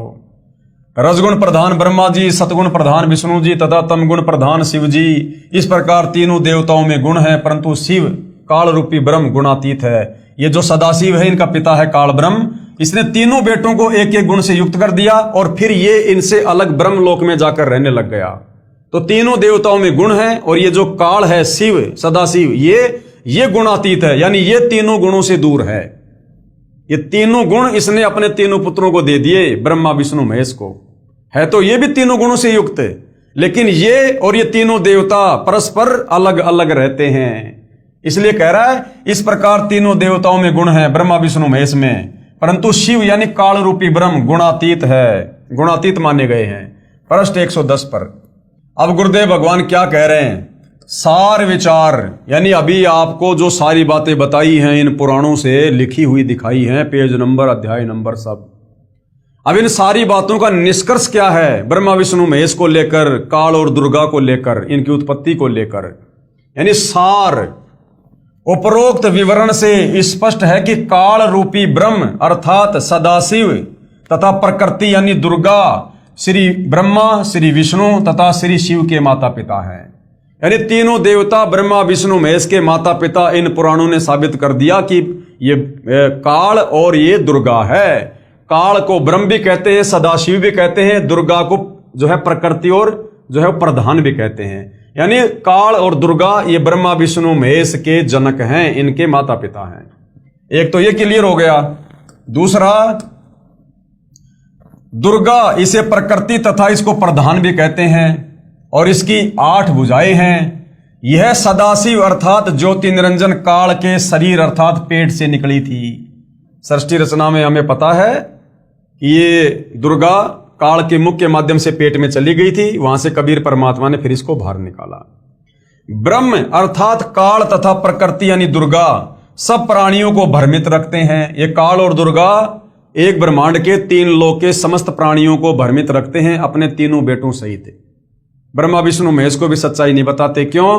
क्योंकि काल ने दुर्गा को डरा रखा है, क्योंकि काल को प्रतिदिन 1 लाख मानव शरीरधारी आत्माओं का भोजन करना पड़ता है।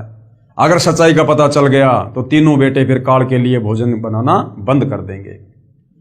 अपने पुत्रों को भी वास्तविकता नहीं बताते। कारण है कहीं काल यानी ब्रह्म के 21 ब्रह्मांड के प्राणियों को पता लग जाए कि हमें तपतशिला पर भून कर काल ब्रह्म यानी ज्योति निरंजन खाता है, इसलिए जन्म मृत्यु तथा अन्य दुखदायी योनियों में पीड़ित करता है। अगर सभी प्राणियों को पता चल गया इस काल के विषय में, जैसे आज पता चल गया, आप और हमें पता चल गया, गुरुदेव ने बता दिया, तो आज अब ये ज्ञान पता होने के बाद आप और हमारी इच्छा, हमारी वृत्ति यहां से हट रही है। हमें यहां रहने का मन नहीं कर रहा। अब शतलोक जाने की इच्छा बन रही है। तो काल को डर रहता है यदि सभी प्राणियों को मेरी असलियत का पता चल गया, सृष्टि रचना का पता चल गया कि मैं रोजाना 1 लाख खाता हूं, तो सारे प्राणी उस तत्वदर्शी संत की शरण में आकर मेरे लोक से भाग जाएंगे, सतलोक चले जाएंगे, फिर मैं खाऊंगा क्या। इसलिए ये अपने काल रूप में ना तो सच्चाई बताता, ना किसी को दर्शन देता, तथा अपने तीनों पुत्रों रजगुण ब्रह्मा जी, सतगुण विष्णु जी, तमगुण शिव जी से उत्पत्ति, स्थिति, पालन तथा संहार का कार्य करवाकर अपना भोजन तैयार करवाता है। क्योंकि काल को 1,00,000 मानव शरीरधारी प्राणियों का आहार करने का श्राप लगा है। कृपया श्रीमद् भगवत गीता जी में भी देखिए, काल ब्रह्म तथा प्रकृति यानी दुर्गा के पति पत्नी कर्म से रजगुण ब्रह्मा, सतगुण विष्णु तथा तमगुण शिव की उत्पत्ति। अब ये तीनों गुण क्या है, ये हम पहले भी पढ़ चुके हैं, लेकिन हम फिर पढ़ेंगे इसको भाई और बहनों, और हम आज यहीं तक लेंगे इसको। अब ये तीनों गुण क्या हैं, रजगुण क्या है, सतगुण क्या है, तमगुण क्या है, क्या ये ब्रह्मा विष्णु महेश ये 3 गुण हैं?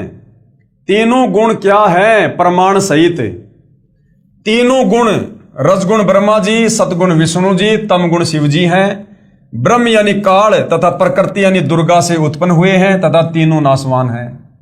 इसका प्रमाण कहां है? गीता प्रेस गोरखपुर से प्रकाशित श्री शिव महापुराण, जिसके संपादक हैं श्री हनुमान प्रसाद पोदार, पेज नंबर 110, अध्याय 9 रुद्र संहिता। इस प्रकार क्या लिखा हुआ उसमें भाई और बहनों, आपको शब्दा शब्द बताया जा रहा है, शास्त्रों से बाहर एक भी शब्द नहीं मिलेगा। देख लेना उठा के अध्याय और पेज नंबर। इस प्रकार ब्रह्मा विष्णु तथा शिव तीनों देवताओं में गुण हैं, परंतु शिव यानी वो काल ब्रह्म, इनका पिता, वो गुणातीत कहा गया है। दूसरा प्रमाण गीता प्रेस गोरखपुर से प्रकाशित श्री मद देवी भागवत पुराण, जिसके संपादक हैं श्री हनुमान प्रसाद पोदार, चिमनलाल गोस्वामी, तीसरा स्कंद, अध्याय 5, पेज नंबर 123। क्या लिखा है? भगवान विष्णु ने दुर्गा की स्तुति की, कहा मैं विष्णु ब्रह्मा तथा शंकर तुम्हारी कृपा से विद्यमान है। हमारा तो आविर्भाव यानी जन्म होता है तथा तिरोभाव यानी मृत्यु होती है। हम नित्य यानी अविनाशी नहीं हैं। तुम ही नित्य हो, जगत जननी हो, प्रकृति और सनातनी देवी हो। फिर भगवान शंकर ने क्या कहा अपनी माता दुर्गा की स्तुति करते हुए?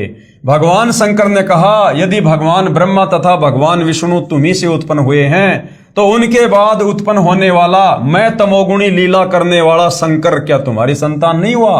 अर्थात हे मां दुर्गा, मुझे भी उत्पन्न करने वाली तुम ही हो। इस संसार की सृष्टि, स्थिति, संहार में तुम्हारे गुण सदा सर्वदा हैं। इन्हीं तीनों गुणों से उत्पन्न, रजगुण से ब्रह्मा, सतगुण से विष्णु, तमगुण से शंकर, इन्हीं तीनों गुणों से उत्पन्न हम ब्रह्मा विष्णु तथा शंकर नियम अनुसार कार्य में तत्पर हैं, यानी हम स्वतंत्र नहीं हैं। हमें आपके द्वारा जिस प्रकार से कार्य दिया जाता है, हम वही कार्य करते हैं। उपरोक्त यह विवरण केवल हिंदी में अनुवादित श्री देवी महापुराण से है, जिसमें कुछ तथ्यों को छुपाया गया है इन अनुवादकर्ताओं के द्वारा तत्व ज्ञान न होने के कारण। इसलिए यही प्रमाण देखिए श्रीमद देवी भागवत महापुराण, सभाष्टिकम, शय मातम्य, खेमराज श्री कृष्णदास प्रकाशन, मुंबई। इसमें संस्कृत सहित हिंदी अनुवाद किया है, तीसरा स्कंद, अध्याय 4, पेज 10, श्लोक 42। अब यहां लिखा भाई और बहनों, अहम ईश्वर है फिल ते प्रभावत्स्वे वै जनी युतान यदा तु नित्या। अब भाई और बहनों ये संस्कृत में लिखा हुआ है। अब आप और हमने क्या लेना देना संस्कृत से? ये संस्कृत जानने वाले झक मरा मरा के रह गए, ये आज तक नहीं समझ पाए। और सतगुरु रामपाल जी ने सिंपल भाषा में सृष्टि रचना को समझाकर ये सारे शास्त्र पुराण ग्रंथ आज आप और हमारी उंगलियों पे पढ़ा दिए, उंगलियों पे रटा दिए गुरुदेव भगवान ने। तो क्या करेंगे हम संस्कृत को पढ़ के? अरे वो कहते हैं ना कि भाई आम खाने से मतलब है या फिर पेड़ गिरने से। तो हमारे को गुरुदेव भगवान ने मोक्ष का मार्ग बता दिया। आज इस वैज्ञानिक युग में परमात्मा ने सर्व धर्म शास्त्रों का सभी भाषाओं में अनुवाद करवा दिया। इन्हीं अनुवादकर्ताओं ने संस्कृत से हिंदी में अनुवाद कर दिया और गुरुदेव भगवान ने हमें समझा दिया। बात हमारे समझ में आ गई, काल के किस ब्रह्मांड से बाहर निकलने का रास्ता मिल गया। अब संस्कृत पढ़ के, अंग्रेजी पढ़ के, जापानी पढ़ के हमने क्या करना? ये संस्कृत पढ़ने वाले ये सर मार मार के रह गए, आज तक नहीं समझ पाए। तो हमने तो मूल वस्तु को पकड़ना भाई और बहनों, संस्कृत से कोई लेना देना नहीं हमने। तो दास तो वैसे ही आपको बोल के सुना रहा है जैसा लिखा हुआ, बाकी हमें नहीं पता इसका संस्कृत वंस्कृत का। अन्य सुरा सतमख प्रमुखा च नित्या नित्या तमेव जननी प्रकृति पुराणा। हिंदी अनुवाद। हे मात, ब्रह्मा मैं तथा शिव तुम्हारे ही प्रभाव से जन्मवान हैं। विष्णु जी क्या कह रहे हैं अपनी माँ दुर्गा को कि हे माँ दुर्गा, ब्रह्मा मैं यानी विष्णु तथा शिव तुम्हारे प्रभाव से जन्मवान है। हमारा तो आपसे जन्म हुआ है। हम नित्य नहीं है अर्थात अविनाशी नहीं है। फिर अन्य इंद्रादि दूसरे देवता किस प्रकार नित्य हो सकते हैं जब हम तीनों प्रधान देवता ब्रह्मा विष्णु महेश ही जन्म और मृत्यु में हैं? तो फिर ये इंद्र और ये अन्य 33 करोड़ देवी देवता कहां से ये अविनाशी होंगे? ये भी जन्म और मरण में है। तुम ही अविनाशी हो जितना विष्णु जी को ज्ञान है, प्रकृति तथा सनातनी देवी हो। आगे पेज नंबर 11-12 अध्याय 5 श्लोक 8। यदि दया धर्मना नय सदा अंबिके कथ अहम विहित च तमोगुण कमल जय रजोगुण संभव सुविहित किमु शतोगुण हरि। अब गुरुदेव भगवान ने बार बार बोल के आप और हमारे को तोते की तरह रटा दिया। गुरुदेव भगवान से सुन के हम भी गुरुदेव भगवान की तरह बोलने लग गए। कीट न जाने भृंग को यूं गुरु कर ले आप समान। यदि दया द्रमना नय सदा अंबिके कथ अहम विहित च तमोगुण कमल जस्य रजोगुण संभव सुविहित किम शतोगुण हरि। अब अनुवाद से मतलब है जो गुरुदेव भगवान ने किया है कति काटे का। भगवान शंकर बोले हे मात, यदि हमारे ऊपर आप दयायुक्त हो। अब शंकर क्या कह रहा दुर्गा से, हे मां यदि आप हमारे से इतना लाड प्यार करती हो तो मेरे को तमोगुणी क्यों बना दिया? मेरे को ऐसे भयंकर काम में क्यों लगा दिया, घटिया काम में क्यों लगा दिया जो लोगों को मार मार के मैं पता नहीं कहां जा रहे हैं। हे मात, यदि हमारे ऊपर आप दयायुक्त हो तो मुझे तमोगुण क्यों बनाया? और कमल से उत्पन्न ब्रह्मा को रजोगुण किस लिए बनाया? तथा विष्णु को शतगुण क्यों बनाया? अर्थात जीवों के जन्म मरण रूपी दुष्कर्म में क्यों लगाया? तो भैया वो दुर्गा है, वो सगी नहीं है। उसको भैया अपने पति काल का आदेश पालन करना पड़ता है।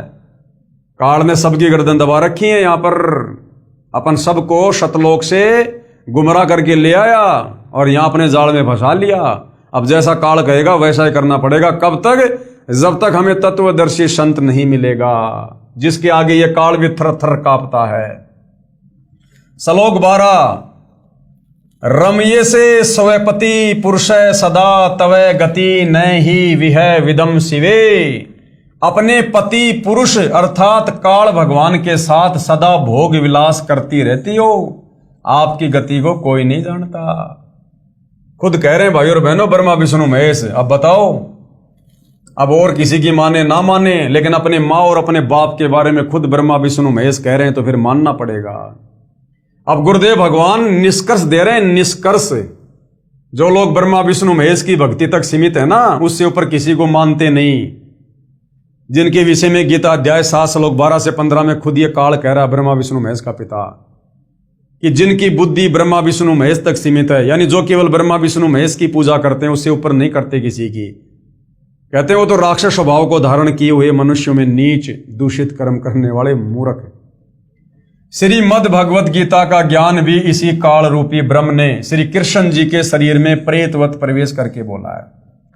उपरोक्त पवित्र पुराणों ने प्रमाणित कर दिया कि प्रकृति दुर्गा को कहते हैं। गीता अध्याय 14 श्लोक नंबर 3, 4 और 5 इसमें प्रकृति शब्द है। तो ये जो प्रकृति है ये दुर्गा को कहते हैं। इन पुराणों से क्लियर हो गया। तथा सदाशिव अर्थात काल रूपी ब्रह्म तथा प्रकृति से रजगुण ब्रह्मा जी, सतगुण विष्णु जी तथा तमगुण शिव जी की उत्पत्ति पति पत्नी व्यवहार से हुई है। ये तीनों देवता आसमान से नहीं टपके, ये प्रकट नहीं हुए। काल और दुर्गा ने मैथुन क्रिया करके, सेक्स करके, शारीरिक संबंध से, पति पत्नी व्यवहार से तीनों पुत्रों को एक एक गुण से युक्त करके उत्पन्न किया है, जन्म दिया है दुर्गा ने। इसी की साक्षी श्रीमद् भगवत गीता जी भी है। श्री गीता जी सर्व शास्त्रों का सार है, इसलिए इसमें संक्षिप्त विवरण सांकेतिक शब्दों में कोड वर्ड में है, जिसे तत्वदर्शी संत ही समझा सकता है। गीता अध्याय 4 श्लोक 34 काल कह रहा है कि भैया इस सृष्टि रचना का आदि और अंत मैं भी नहीं जानता, ये तो तुझे कोई तत्वदर्शी संत बताएगा। अब तत्वदर्शी संत कौन? स्वयं कबीर भगवान। अब कृपया प्रवेश करें पवित्र श्रीमद् भगवत गीता जी में। अध्याय 14 श्लोक 3 से 5 में पवित्र श्री मद् भगवत गीता बोलने वाला काल श्री कृष्ण जी के शरीर में प्रेतवत प्रवेश करके कहा कि प्रकृति यानी दुर्गा तो मेरी पत्नी है और मैं ब्रह्म इसकी योनि में बीज स्थापना करता हूं जिससे सभी प्राणियों की उत्पत्ति होती है। मैं यानी काल सबका पिता तथा प्रकृति यानी दुर्गा सबकी माता कहलाती है। कहां? 21 ब्रह्मांड में। इस 21 ब्रह्मांड में काल और दुर्गा के अधीन जितने भी प्राणी हैं उन सब की उत्पत्ति पति पत्नी व्यवहार से काल और दुर्गा से होती है और अपने तीनों पुत्रों को एक एक गुण युक्त करके ये अपना सृष्टि क्रम चला रहे हैं। मैं यानी काल सर्व का पिता तथा प्रकृति यानी दुर्गा सबकी माता कहलाती है। प्रकृति यानी दुर्गा से उत्पन्न तीनों गुण रजगुण ब्रह्मा, सतगुण विष्णु, तम गुण शिव जी जीव आत्मा को कर्म आधार से शरीरों में बांधते हैं। अब बताओ, ये ब्रह्मा विष्णु महेश तो हमें काल और दुर्गा के अधीन होकर कर्म बंधन में बांध के रखते हैं ताकि हम काल के जाल से ना छूट जाएं और हम इन्हीं की पूजा करके मुक्त होना चाहते हैं, मोक्ष प्राप्त करना चाहते हैं, कभी नहीं कर सकते। अर्थात ये तीनों ही सर्व प्राणियों को संस्कार के आधार से उत्पत्ति स्थिति तथा संहार करके फंसा कर रखते हैं। अध्याय 11 श्लोक 32 में कहा है कि मैं काल हूं। ये दुर्गा का पति काल, ब्रह्मा विष्णु महेश का पिता काल गीता ज्ञान देते समय श्री कृष्ण जी के शरीर में प्रेत की भांति प्रवेश करके क्या कह रहा है? अध्याय 11 श्लोक 32, मैं काल हूं, सर्व को खाने के लिए प्रकट हुआ हूं। अध्याय 11 श्लोक 21 में अर्जुन कह रहा है कि आप तो ऋषियों को भी खा रहे हो, देवताओं तथा सिद्ध भी आपके मंगल अर्थात रक्षा की याचना कर रहे हैं, वेदों के स्तोत्रों द्वारा आपकी स्तुति कर रहे हैं, परंतु आप सबको खा रहे हो। यानी अर्जुन कह रहा कि भगवान लोग तो आपसे भीख मांग रहे हैं जीवन की, आपकी महिमा कर रहे हैं और आप तो उनको भी खा रहे हो। कुछ आपकी दाढ़ी में लटके दिखाई देते हैं, कुछ आप में प्रवेश कर रहे हैं। तो भैया ये काल किसी को नहीं छोड़ता। जब ये अपने तीनों बेटे ब्रह्मा विष्णु महेश को नहीं छोड़ता, इनको भी तपस्या पे भून भून के खाता है, जब मनुष्य रूप में इनका शरीर छूटता है तो बताओ फिर औरों को क्या बख्शेंगे ये? इसलिए परमात्मा कहते हैं माया काली नागनी आपे जाए आपे खाए और कुंडली में छोड़े नहीं सो बातों की बात। तो भाइयों और बहनों, आज आप और हमें बड़े परम सौभाग्य से कबीर परमेश्वर जी जो स्वयं धरती पर तत्वदर्शी संत के रूप में सतगुरु रामपाल जी के नाम से प्रकट हैं, उनकी शरण प्राप्त हुई है। ये कितना उलझा हुआ ज्ञान है इन शास्त्रों में, कहीं कहीं से उठाकर कबीर परमात्मा सतगुरु रामपाल जी कैसे कैसे आप और हमारे लिए सेट करके इस पवित्र पुस्तक ज्ञान गंगा में लिखे हैं ताकि हम समझ सकें, काल के जाल को समझ सकें, ब्रह्मा विष्णु महेश के षड्यंत्र को समझ सकें। जब ये ब्रह्मा विष्णु महेश खुद काल के षड्यंत्र में फंसे हुए हैं, इनको भी नहीं पता पूरी व्यवस्था का, एक ब्रह्मांड की रचना का नहीं पता, तो सोचो आम प्राणियों की आप और हमारी क्या औकात जो हम पूरी कंप्लीट सृष्टि रचना को समझ जाएं। तो ये कंप्लीट सृष्टि रचना कबीर परमात्मा ने आज सतगुरु रामपाल जी के नाम से प्रकट होकर स्वयं समझाई है। तो आज भाई और बहनों शुभ अवसर है, गोल्डन चांस है इस काल के भयंकर षड्यंत्र से बाहर निकलने का। अगर इस समय हम मौका चूक गए, दाव चूक गए और अपनी किसी कमजोरी के चलते अहंकार वश यदि हमने तत्वदर्शी संत सतगुरु रामपाल जी की शरण प्राप्त करके सत भक्ति नहीं की तो भाई और बहनों युगों युगों फिर लग 84 योनि में गधे कुत्ते सुअर कीट पतंग मक्खी मचल शेर भालू पता नहीं क्या क्या, और दुर्गति दुर्गति फिर दुर्गति दुर्गति, फिर भगवान भी जल्दी से नहीं संभालेगा क्योंकि आज भगवान हमें संभालने के लिए आया है और हम नहीं संभालेंगे फिर ये परमात्मा नहीं संभालेगा, फिर युगों युगों तक बहुत लंबा कष्ट हो जाएगा। तो भाई और बहनों थोड़ी सी मत कर लो, अपना आधा जीवन तो चला गया है, आधा सा शेष है, पूरे की कामना मत करो। मालिक कहते हैं जीवन तो थोड़ा ही भला जय सत सुमरण होए, लाख बरस का जीवना लेखत रह न कोई। अगर बात समझ में आ जाए, ज्ञान समझ में आ जाए, ये षड्यंत्र समझ में आ जाए काल का, तो सतगुरु रामपाल जी की भक्ति तन मन कर्म वचन से दिलो जान से दिन रात करके और यहां से फारिग होने की कोशिश करो। फिर वो सारे सुख, सारे ठाठ बाट, सारी मौज मस्ती, सारे भोग विलास फिर वो सतलोक में मिलेंगे। सतलोक में अखंड सुख, अखंड, वहां भी पति पत्नी है लेकिन वहां यहां की तरह मैथुन क्रिया नहीं है यहाँ की मैथुन क्रिया में हम जो झूठा आनंद लेते हैं सेक्स करते समय, शतलोक में इससे करोड़ों गुना ज्यादा उत्तम आनंद वहां पर एक दूसरे को देखने से आता, देखने से। और वहां का भोग विलास यहाँ के भोग विलास से करोड़ों अरबों गुना ज्यादा श्रेष्ठ और उत्तम है, आनंददायक है। तो सब कुछ मिलेगा वहां पर, सब कुछ। जो गंदा सुख यहां पर काल हमें दे रहा है उलझाने के लिए, उससे करोड़ों अरबों गुना ज्यादा परम आनंददायक सुख हमें शतलोक में मिलेगा। और फिर हमारे ऊपर कोई जो है वो कर्म नहीं लगेगा, कोई पाप नहीं लगेंगे, कोई चिंता नहीं, कोई टेंशन नहीं, कोई 3 गुण नहीं, कोई कुछ नहीं। अजरो अमर शरीर मिलेगा, निरोगी शरीर मिलेगा, ट्रांसपेरेंट शरीर मिलेगा, पारदर्शी शरीर, 16 सूर्य जितनी चमक है, सबके अपने महल हैं, ठाट बाट हैं। यहां तो एक मोटरसाइकिल, एक 4 व्हीलर के लिए आदमी पूरी जिंदगी गधे की तरह कमाता है, फिर भी वो किस्तों पे लेके आता है, फिर किस्तों की टेंशन। और वहां सबके पर्सनल विमान, बिना डीजल पेट्रोल के, बिना इंजन के, जो इच्छा करोगे वहीं जाएगा, वहीं उड़ेगा। वहां कोई एक्सीडेंट नहीं होता, पहाड़ों के अंदर से निकल जाओ जाए, निःशुल्क खाना पीना रहना, सब कुछ परम आनंददायक। ना गर्मी, ना सर्दी, ना बरसात, एक रस मौसम, मीठी मीठी धुन, अनहद नाद बजता रहता है, मन को आनंदित करने वाला। तो भाई और बहनों, वहां के ठाट बाट तो अजब गजब हैं, जैसा गुरुदेव भगवान हमें बताते हैं। लेकिन मिलेंगे कब? जब पहले हम काल के भयंकर षड्यंत्र से परिचित होंगे, गुरुदेव के सत्संग सुनकर, पुस्तकों को पढ़कर। जब हम इस सारे उलझे हुए अज्ञान से परिचित होंगे, और फिर गुरुदेव ने किस प्रकार से सुलझाकर हमें समझाया है, फिर हमारी भक्ति करने की रुचि बनेगी। जब काल के डर से भयभीत होकर हम सतलोक जाने की तरफ अग्रसर होंगे। भय बिना भक्ति नहीं होती, और भय बनेगा ज्ञान से कि रह गए तो फिर क्या बनेगा। देख लो, ब्रह्मा विष्णु महेश की चक्री बांध रखी है, आप और हमारी क्या औकात है। तो भाई और बहनों, सतगुरु रामपाल जी परमेश्वर जी ने आप और हमारे आत्म कल्याण के लिए कोई कसर नहीं छोड़ी है। अब यदि कमी रहेगी तो हम खुद ही अपने पैर पर एक कुल्हड़ा मार सकते हैं। बाकी भगवान ने तो दया करने में भाई छप्पर फाड़ रखा, छप्पर। बाकी भाई अपने अपने भाग, अपने अपने संस्कार, सकल पदार्थ हैं जगमाही, भाग बिना नर पावत नहीं। तो भाई और बहनों, आज के पवित्र ज्ञान गंगा पुस्तक पर बन रहे वीडियो की श्रृंखला में केवल इतना ही।